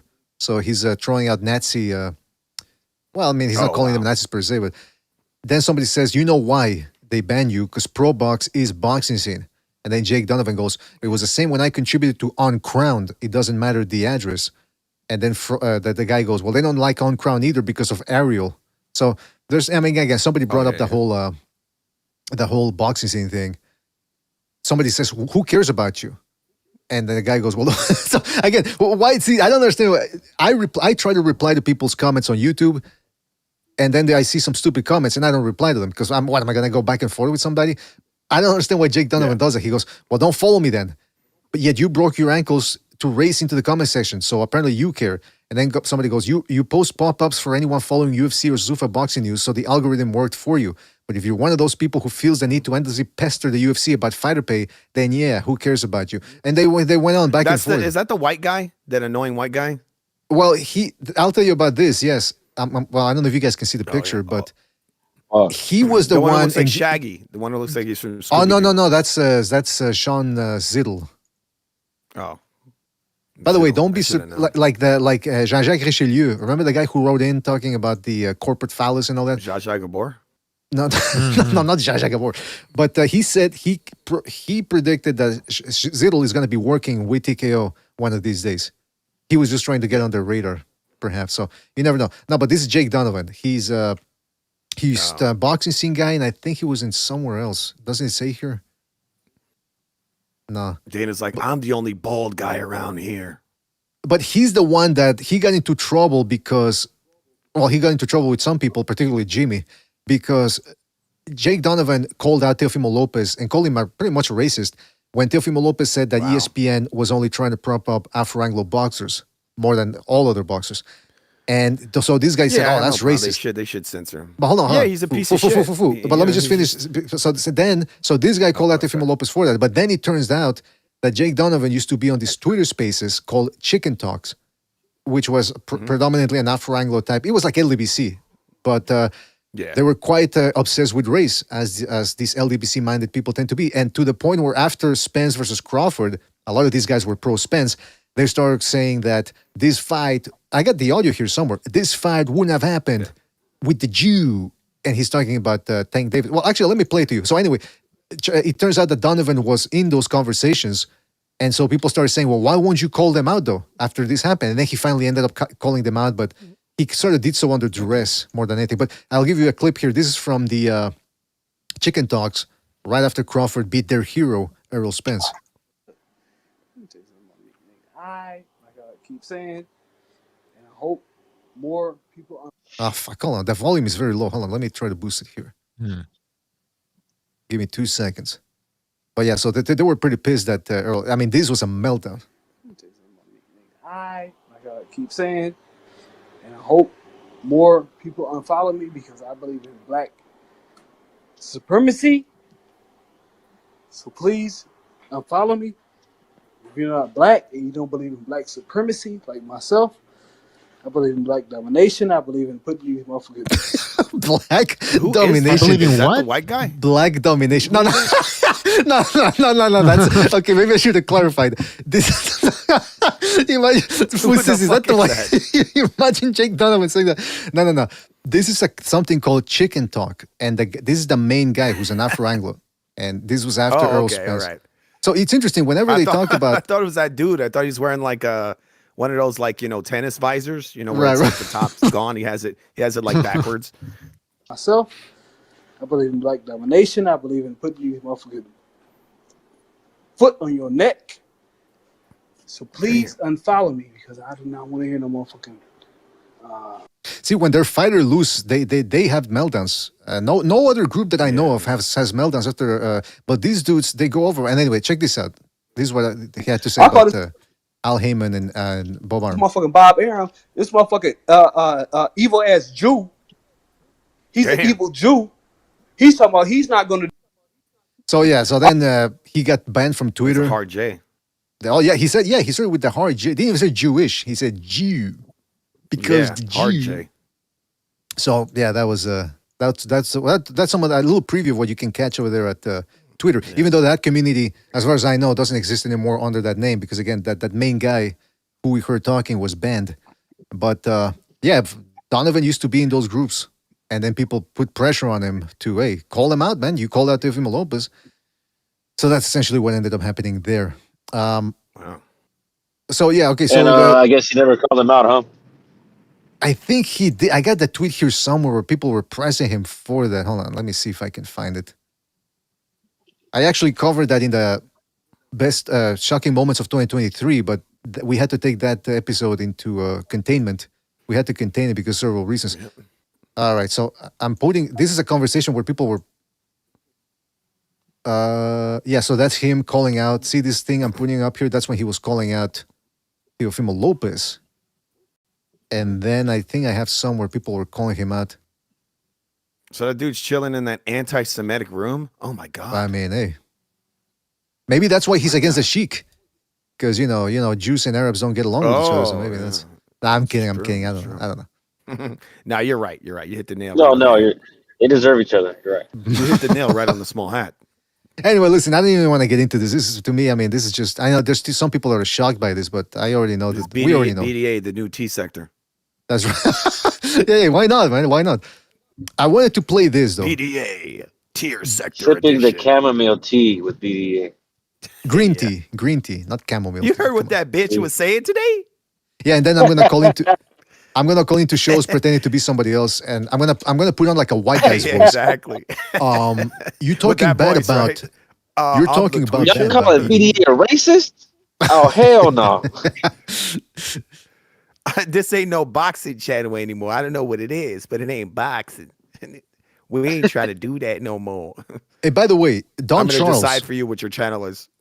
Don Charles, former trainer of Daniel Dubois, former trainer of Derek Chisora, and who's he training now?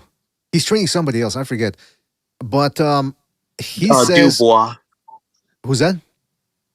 Daniel Dubois. Dubois, yeah. So he's training somebody else. I forget who, but they asked him about Wardley versus Usyk, and he says, "Look, that Usyk fight, the Usyk-Wardley fight, Wardley has a chance. It's not gonna be easy for Usyk. It's not a gimme fight," he said. And then they had to go on and ask him about what happened between Usyk and Dubois. And Don Charles is still he's still steadfast on a certain point of view about the first Usyk-Dubois fight. So check out what he had to say about that. Hold on a second. Okay. Christian Usyk. Christian. What yeah? Do you still think that Usyk's a cheat? Pardon me? Do you still think Usyk's in the first fight? Yes. Yeah. 100 million%. Gentlemen, we're living in the days where you have to be politically correct. Yeah. I know what I saw. I was 2 meters away from when the incident happened. Yeah, let's, I'll have a panel. Let's get a panel. Let's look at it. He If saw you have no Usyk's reason to nuts hate explode. on us, on Daniel Dubois, and just go by Just box. to be Also, clear. depending on what See, the I rules are. I struggle with that. The rules are not that clear. So they start having a little debate about whether it was or wasn't low blow. What do you guys? I don't think I've ever gotten many of your opinions on that. I mean, the guy's a low. piece of trash. It was low. It was low. Anyone who cheated? And Yeah, he wasn't anyone- the only low blow. They dismissed all the other low blows. Yep. Before that one. Yep. which is When I really rewatched that fight, Dubois was throwing low blows from the first round. Yeah, many low blows. They just And I keep looking still at this say it one.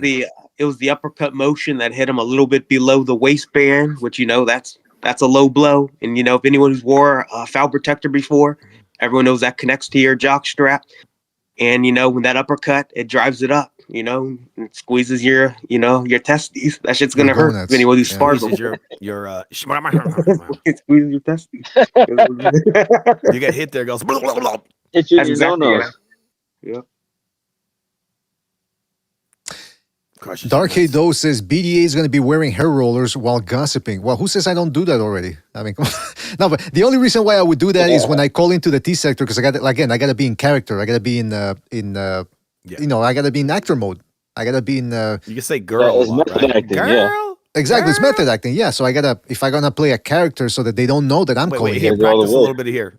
Practice your give us a little bit of your ghettoism. Well, one thing, you talking shit about me, and y'all don't know what you're talking about. Y'all just don't know. That sounds like a ghetto Filipino. Let's And get that's into how some you real start the shit. conversation. They pick I up mean, the you phone, asked and for we it. got BDella over here from BDella from Canada. BDella. What's up, BDella from Canada? BDL. And by the way, that impersonation I admit was not my best. That voice, but It was good. bear in mind that was without any preparation, and it was still half good. Now imagine if you give me some time. It was really to good, perfect it. Come on now. It sounded like a girl to me. Oh Sounded well, like a girl. I listen. thought you were wearing a bonnet. It sounded like you were wearing a bonnet. No joke. Hey, there more YouTube drama, more YouTube boxing drama. This is okay. So Keyshawn Davis, we talked about it before, where he claimed in that Brian Coster interview, he claimed that he'd been drinking, he wasn't taking his career seriously, and he didn't. As far as I know, he hasn't thrown, or before that, he hadn't thrown Bomac under the bus. And remember that Bomac he did this passive aggressive. Bomac under a bus. Let's be real. Yeah, you're right. He didn't throw him under a. What's those the things there that flatten things? What are those called? The ones with the big wheel. What are those called, man? It would explode, right? Yeah, exactly. Steamroller. Steamroller. Yeah, steamroller. Yeah, steamroller. But listen. He didn't throw him under the bus, and then Bomac, he did this passive aggressive thing where he says, in the interest of protecting him as this young fighter, I'm not going to say anything. And it's that passive aggressive thing that people do on The Sopranos, where they go, there's a lot of things that I could say right now that I'm not going to say. Meaning, I got a lot of insults here, but and things that I can get to you, that can get to you, but I'm not going to do it because I'm just that type of person. But now, little by little, more and more stuff is coming out. So now this is Bernie the boxer, who's part of Team Crawford and Team Bomac. And remember, this is the guy who made it racial between Canelo and Crawford. When Jaron Ennis sparred Canelo, and this guy said Jaron Ennis sold out. Meaning there had to be some sort of loyalty because they're both Afro-Anglos, right? He also said that the only ones defending the WBC against Crawford were Mexicans. So this dude is obviously not the smartest, not the sharpest knife in the drawer there. And now check out what he has to say about Keyshawn Davis, a former friend, employer, whatever you want to call it. Check this out. Yeah, but like I said, I didn't see no signs of that. I don't think none of us could have seen no signs of that in the preparing to the De Los Santos fight. I don't know that. Maybe in the fight before that, in the camp before that, the guys might have had to counsel about some things which, I wasn't privy to and didn't hear anything about. But I know for the De Los Santos fight, I didn't see anything out of the ordinary for that fight, And like I said, he said he was drinking so much, that's why he couldn't make the weight. And I never even heard that he drunk. I never seen him take a drink.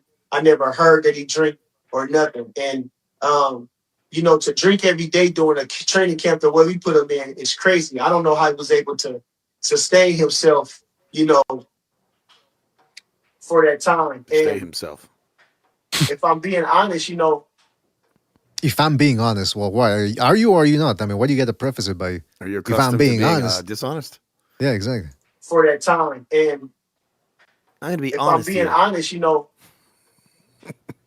I always love when he people say wasn't that. 4 pounds Exactly. Yeah. overweight at first. Well, why he say? I didn't catch it. He wasn't said 4 he had, pounds to overweight. be honest, I wear a purse. He said he wasn't 4 pounds overweight at first. The fuck does that mean? Yeah. Well, he came in overweight on purpose, Keyshawn. That's for sure. Trying to get an advantage, right?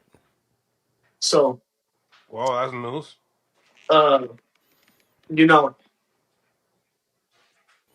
This dude. Let me tell you why this is a bad look from the Bomac team. Okay. Did Keyshawn Davis do something wrong? Yeah, but who's gonna trust these people now? It's like, remember the not Julian Jackson. What was his name? Who trained Kovalev? He used to be a 154-pound champ. He allegedly threw Kovalev under the bus and told Ward's team about Kovalev's weaknesses because he had it and he'd had enough with Kovalev. And ever since then, you haven't seen him anymore training anybody. Don Turner. Was that? Yeah, I know who you're talking about. The guy looked like Predator. Don Turner. No, it wasn't Don Turner. It was Ponytail. David Jackson, John Jackson or something like that. John David Jackson. Thank you. Yes, John David Jackson. Coach. John David Jackson. Yeah. He hasn't been anywhere because who's going to employ a guy who, if he did what he did, if that is true, no one's going to hire this dude. And it's the same thing with these guys. Their ego gets so hung up that they start self-destructing with this. Because again, he's saying, oh yeah, Keyshawn already planned to do that. So you train again, this is the wins by any means necessary type crowd. Do what thou wilt. And they're okay with it until the other guy until that same guy is no longer with him. Then it's, hey, let me just reveal everything just to fuck him over because, he left us. Decided that it wasn't a thing he wanted to. And you could tell he even got uncomfortable there when he said that. Check this out. Sustain himself, Right there. Yeah. He wasn't. So he's exposing Keyshawn over here? Yeah. Oh, that's news. And I mean, it would be noble if he would have done that beforehand when they were still in the same team. But now that you're not in the same team, now we're throwing you under the bus. Yeah.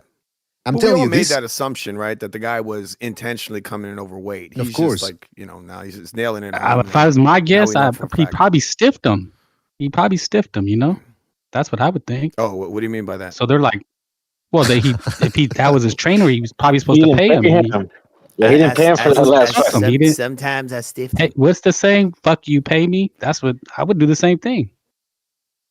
Sometimes I stiffed him right before I went to the garage.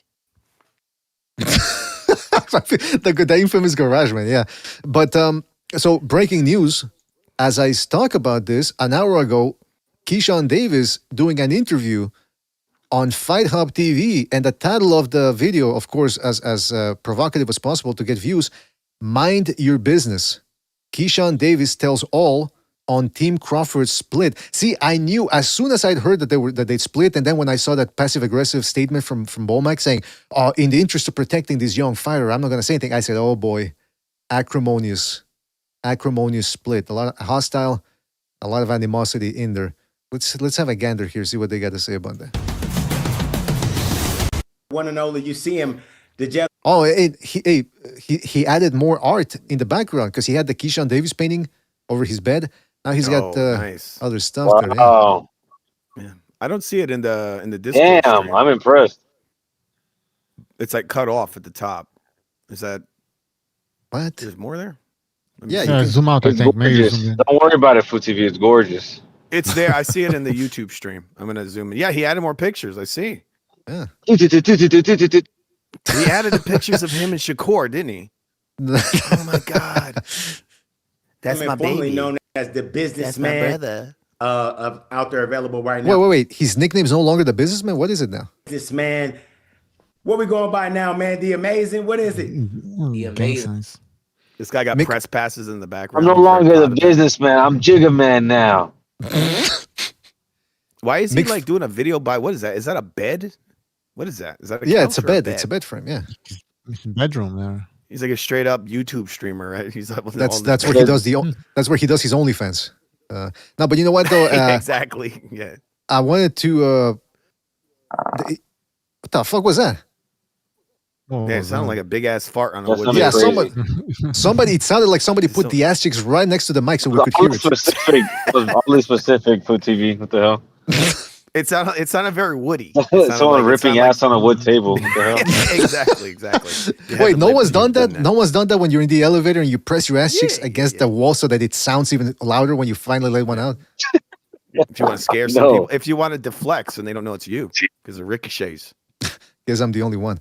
But that's demonic, farting in an elevator. Come on. I mean, listen, sometimes you got to do what you got to do. Exactly. It's better that it's not silent. Exactly. Keyshawn Davis. Cleaned it up, the amazing Keyshawn Davis. Brother, how you doing this Monday? I'm amazing, bro.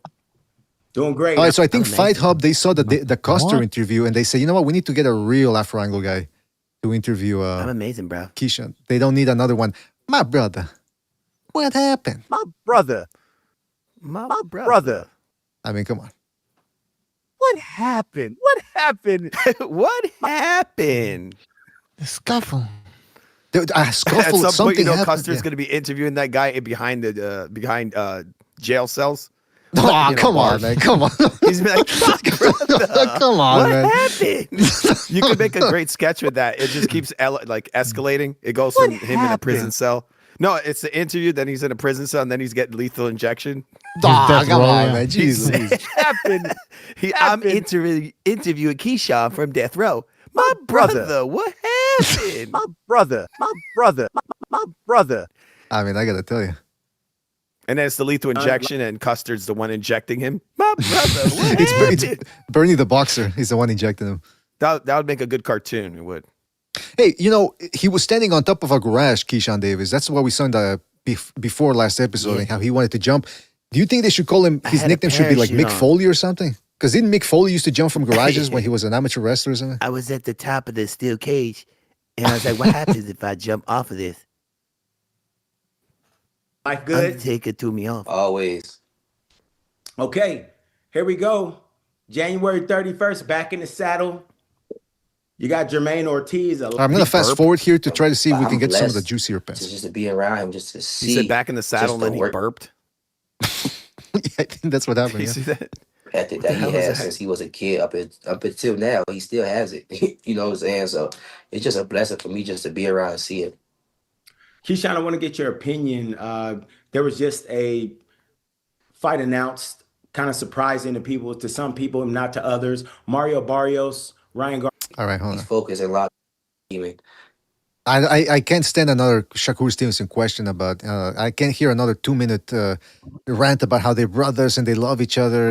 I told his family I ain't never gonna fight Shakur. From up there in Omaha, obviously I didn't making a fight change. my brother. I never fight my brother.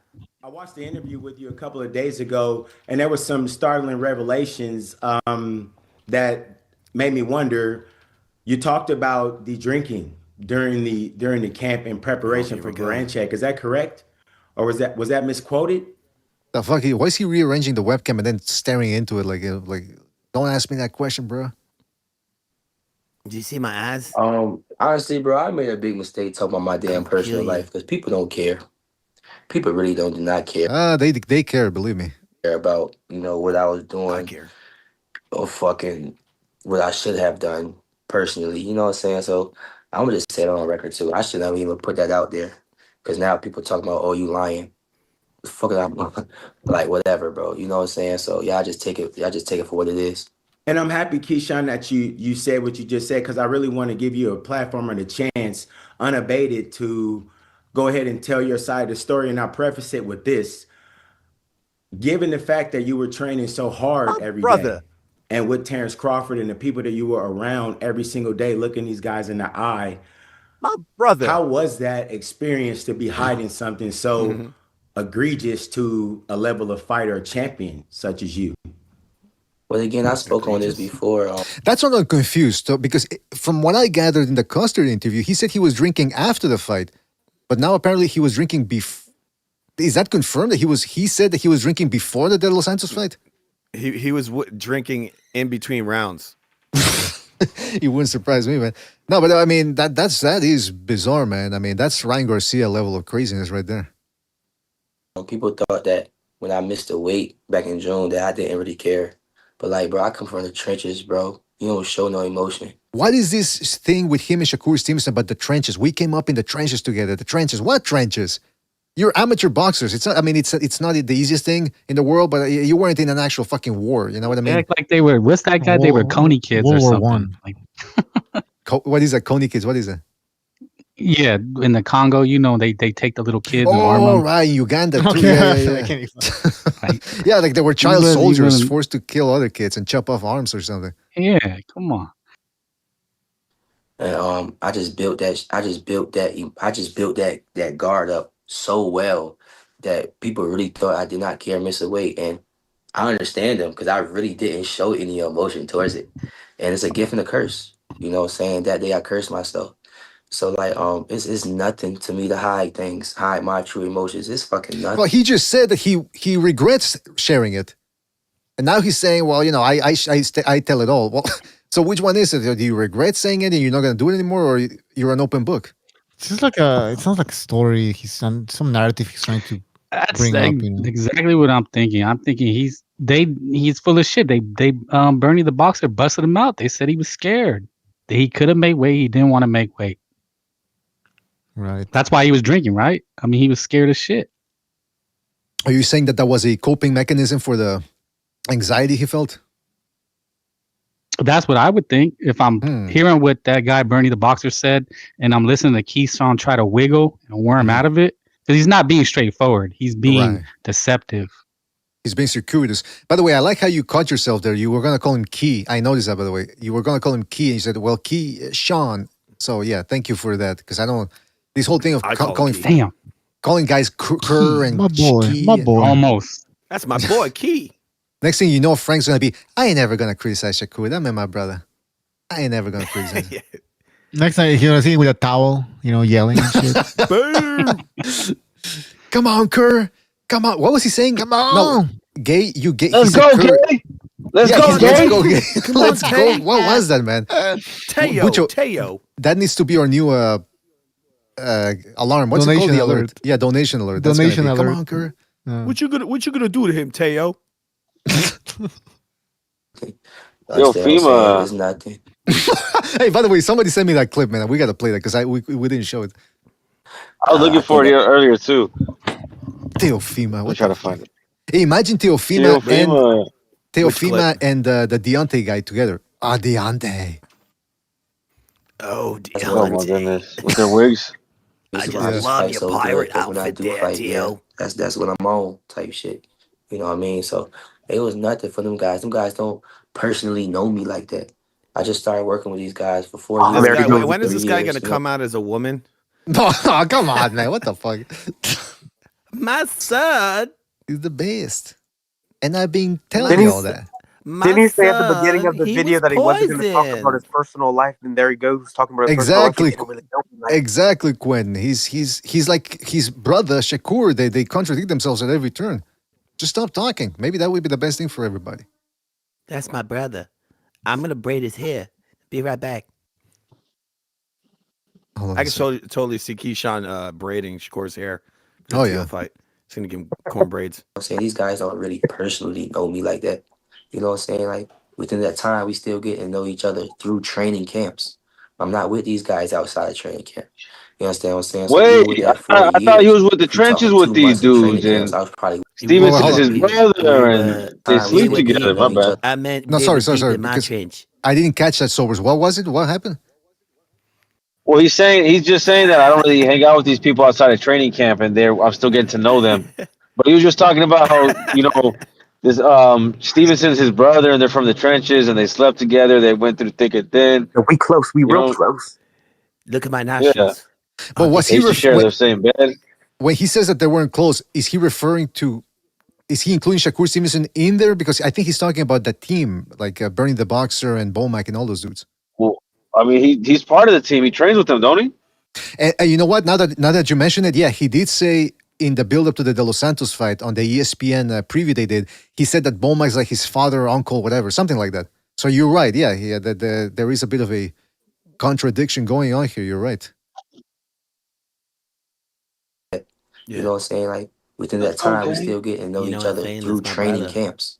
I'm not with these guys outside. We take showers together sometimes. You understand what I'm saying? So even with that 4 years, if we talking 2 months of training camps, I was probably with these guys for maybe a year and a half, 2 years. You understand what I'm saying? So it's like it was nothing for these guys, for me, to not allow these guys to really know what's going on with me, bro. So was it something where? Oh, wait a minute. Look at this. He starts opening up a bottle. What is in there? I mean, come on. What? I need a drink. Give me a second. And he does that face, like his That's vodka all right, face. Keyshawn. Bottoms up, buddy. I feel like, wait, is there a garage around here somewhere? The interviewer, he kind of has a skeptical look. He kind of has that nigga, please. Exactly. Yeah. He's like, Keyshawn, you drink it again? Ah, shit. Are you saying that Frank? Are you saying the interviewer is not buying what Keyshawn's selling? Is that It does. Look at his face. He kind of look like, man. I'm gonna need it. Please. The interviewer. You get a skeptical ass look on his face, like, you for real? Yeah, the interviewer It looks like looks an that older way, gentleman. It looks like he's been around the block, and he's probably seen his share of alkies, and he's probably saying, "Oh boy, He said that's jive block talk. as well, in a This different fool way. jive talking. oh man, Boy, you crazy. What you drinking there? What you drinking there, boy? Allow these guys. It's coffee. What you got there? Play Call of Duty together. You drinking? Are you drinking, boy? Are you drinking? You just did that vodka face. Ain't a vodka face. This is just. See, he got that. I know he just didn't take a sip. Look, this is tangy. This is This is I cranberry know juice. he It's just tangy. didn't do that. He's even. Boy, that's not cranberry juice. That shit ain't red. That's white. That's white. It even looks like. Wait a minute, is that a prop BDA? Is he trying to like lean into it? Say, look, I got such a problem drinking, I'm gonna drink right now. Are you saying it's exactly, what are they calling professional wrestling kayfabe? Like he's not breaking character. Yeah, that's what. Maybe. Ask about me, see if you ain't heard. I mean, I don't know, man. This is something. Man, This is something. start to see one of his eyes close, and that's how you know he's drinking something. Exactly. He's twitching. He does a pirate face. Nigga, what? Motherfucker, I eat 3 motherfucker. What? I mean, I don't know, man. The interviewer might even be taking it personal. Like, man, you lying to me straight to my face, or like, I don't know, man. I don't know what's going on here. Keyshawn, you drinking right in the middle of the video? He's like, I'm gonna knock your ass out. He looks like he wants to knock. Yeah, he wants to knock Keyshawn Davis out. Like, man, what the fuck? Guys that really know what's going on with me, bro. So was it something where, like, it was like in the evening, like you hear about some fighters? Oh, and he's chugging the bottle too. He's not just looking at it. Yeah. So was it something? You guys don't know what kind of. I'm getting the like shake. in I need to have a drink. Go. Look at his eyes are rolling up like he really needed it. Like he's like, oh, finally I get to go. I really need that. I'm He's going parched. cross-eyed. He deep throwing that bottle, boy. Boy, I'm parched. Come on, I'm man. parched. Give me a second. Let me drink. Evening, like you hear about some fighters eating candy bars and things Look like at that that. after they train. Yeah, that was a. It was like in the No, you know what? To be fair, maybe it's he's got the heat on or something, and it's dry. Or I don't know. Could just be water, man. Could just be water. evening, like you hear about some fighters That's not water. eating candy bars and things like that after they train. Was it you just kept like a little shot bottle, or? I'm not really gonna touch too much on that, but what I can Oh, say, they edited that. Did you see that? Little shot bottle, or? No, I didn't. I'm not See really that? gonna touch They did an it. edit. You just kept like a little shot The bottle, whole or? video's not in my end. I'm not already. Discord. It's like cut at the top, All right. Well, so I can't They see the could- top of the screen. It's like this weird. Oh no, I seen it. I see they did cut it. Yeah, yeah. It's like jump Oh like. yeah, I see it. Who Yeah. knows how much further into the conversation, right? I see it on the YouTube stream. They see this weird kind of like alien abduction flash. Yeah, the little meow. It's like They give you the Men in Black. The look right here. It looked a little bit like I if didn't you ask look that closely, question. dude, But they I could think have- it was subliminal. If you slow it down, you actually see Clarissa Shields. Oh, really? Yeah, in that fade. But yeah, Yeah, she but they filled could out have. a bottle from him. They could have done that. There she goes. In The boat, the boat. they could have done that a little bit better. You know, they could have just done a fade out, and people would have known. Oh, but then again, it wouldn't be as obvious. Is what I'm trying to get at. People would just maybe I assume. mean, yeah, you're oh, assaulting her eyes with a flash of lights. Like, oh. They should have added a sound cue there, like. Yeah, they edited out Crawford coming out of nowhere to wrestle. I'm not really gonna touch too much on that, but what I can say is, again, I should never made that comment because it does make them look bad, and that wasn't my intentions. Also, I want to touch on. I should never made a comment. He starts talking more shit, BDA. That's what happened. That wasn't my intentions. Also, I want to touch on. I should That never was made not the that's not comment my like intentions. back then when I was like, I got a new team. I should never made that comment. Like people took that and ran with that. I was talking about BNB. I was It's not not even my talking about. intentions. I was not talking about them. You know what I'm saying? I was just saying I got a new team, and then the media created a narrative New team. as they do. You He know got what a I'm new saying? team. So I just gotta take accountability of. I should never said this shit in the first place. You know what I'm saying? Just like Now, is he saying that because Bernie the boxer started saying that this guy was scared? And so I don't know, it sounds like a little bit like of a threat there. It's like, hey, you know, we can keep dishing out some of the dirty laundry if you keep saying it. So I don't know what's going on here, but it is weird. Yeah, they put out that tape that they found of Keyshawn Davis and Shakur Stevenson whipping each other in the shower. Oh, the towels. You're saying it's some sort of a deep state thing where they get you at the parties, and then hey, if you don't play ball, we got this over you. You never heard of the Bomac Island? I have not, but what's the worst thing that happens there? Whatever happens in Bomac Island stays There's there. a lot of eating going on. Yeah, exactly. It sounds like there's just a bunch of eating going on. Well, as long as they're not eating food. something else, but so yeah, People being eaten.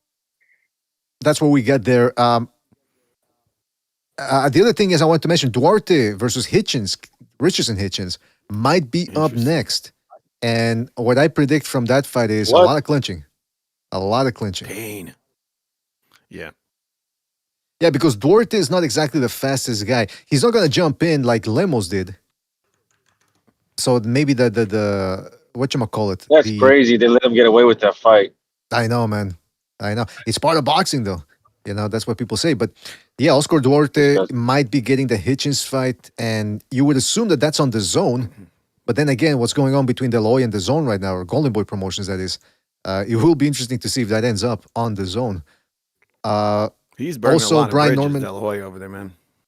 Brian Norman Sr. saying he brainwashed his son. And then later on, he said that because Norman Jr. said, my father's still going to be around. Right? He didn't brainwash him good enough. He fired his ass. Exactly. Yeah, that's true. Yeah, he didn't. The MK Ultra didn't take there. Great point. Great point. But and then when they asked Brian Norman Jr. about what about your father, he said no, he's still going to be around. He's still going to. Now Brian Norman Sr. said, "Man, I ain't playing second field to nobody." And I'm thinking, what do you guys think about that? You know, is that should a father / trainer be, or former trainer at this point, be acting that way, or?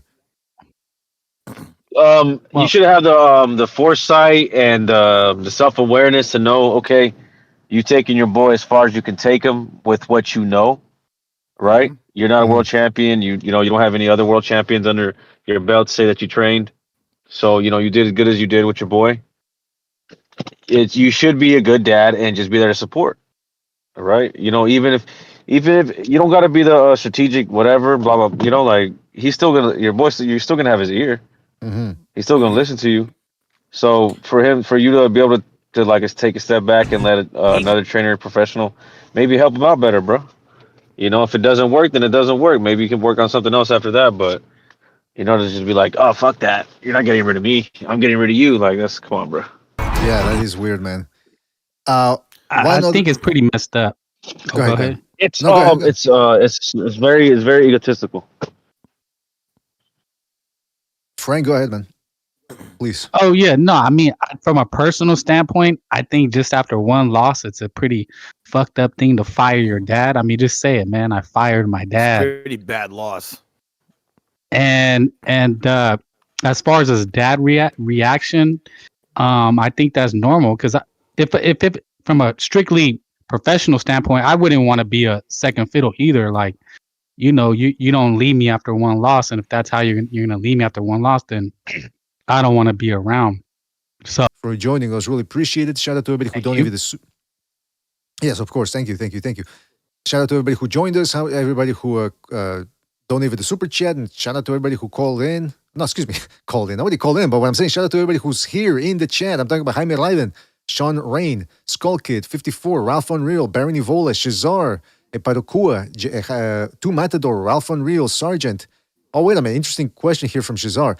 Do you think Kellerman sacrificed his brother? They say they make a sacrifice to make it in Hollywood.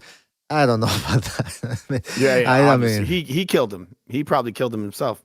Ah, come on. He's like, Butler, give me that hand. Give me that hand. Imagine sacrificing your brother just to polish fucking Andre Ward's cock every day. That's what makes it hard to believe, man. That's what makes it. And I'm it's putting probably, up this it's probably real. He's like, it's an honor. It's an honor to do that. I'm putting up a disclaimer there. Those comments, because what's his name? Fu just said it so blatantly, like, oh yeah, he killed him. Like, come on, you're gonna get your ass sued, man. You're gonna get your ass sued. Give me the hammer. Sorry, Max. Give me the hammer. But we love your brother. Rest in peace, Max Kellerman, brother. All right. I always think of it like this: there's so many talented people. What separates the next man from the next man? If people are actually talented. Yes. What do you mean? What separates them? No, you guys are talking about these things, and I'm saying, everybody's talented. Everybody has talent. So when people make it to the tip top, they beat out 100 other people just as talented. So what's the difference? Well, I guess the difference is how far they're willing to go to get that opportunity, right? Bingo. Exactly. Exactly, Max. Yeah, Max. That's a good point. You know what you did. I mean, all right. Anyway, listen, we gotta go. But shout out again to all you guys for joining us. Everybody on the panel, everybody in the chat.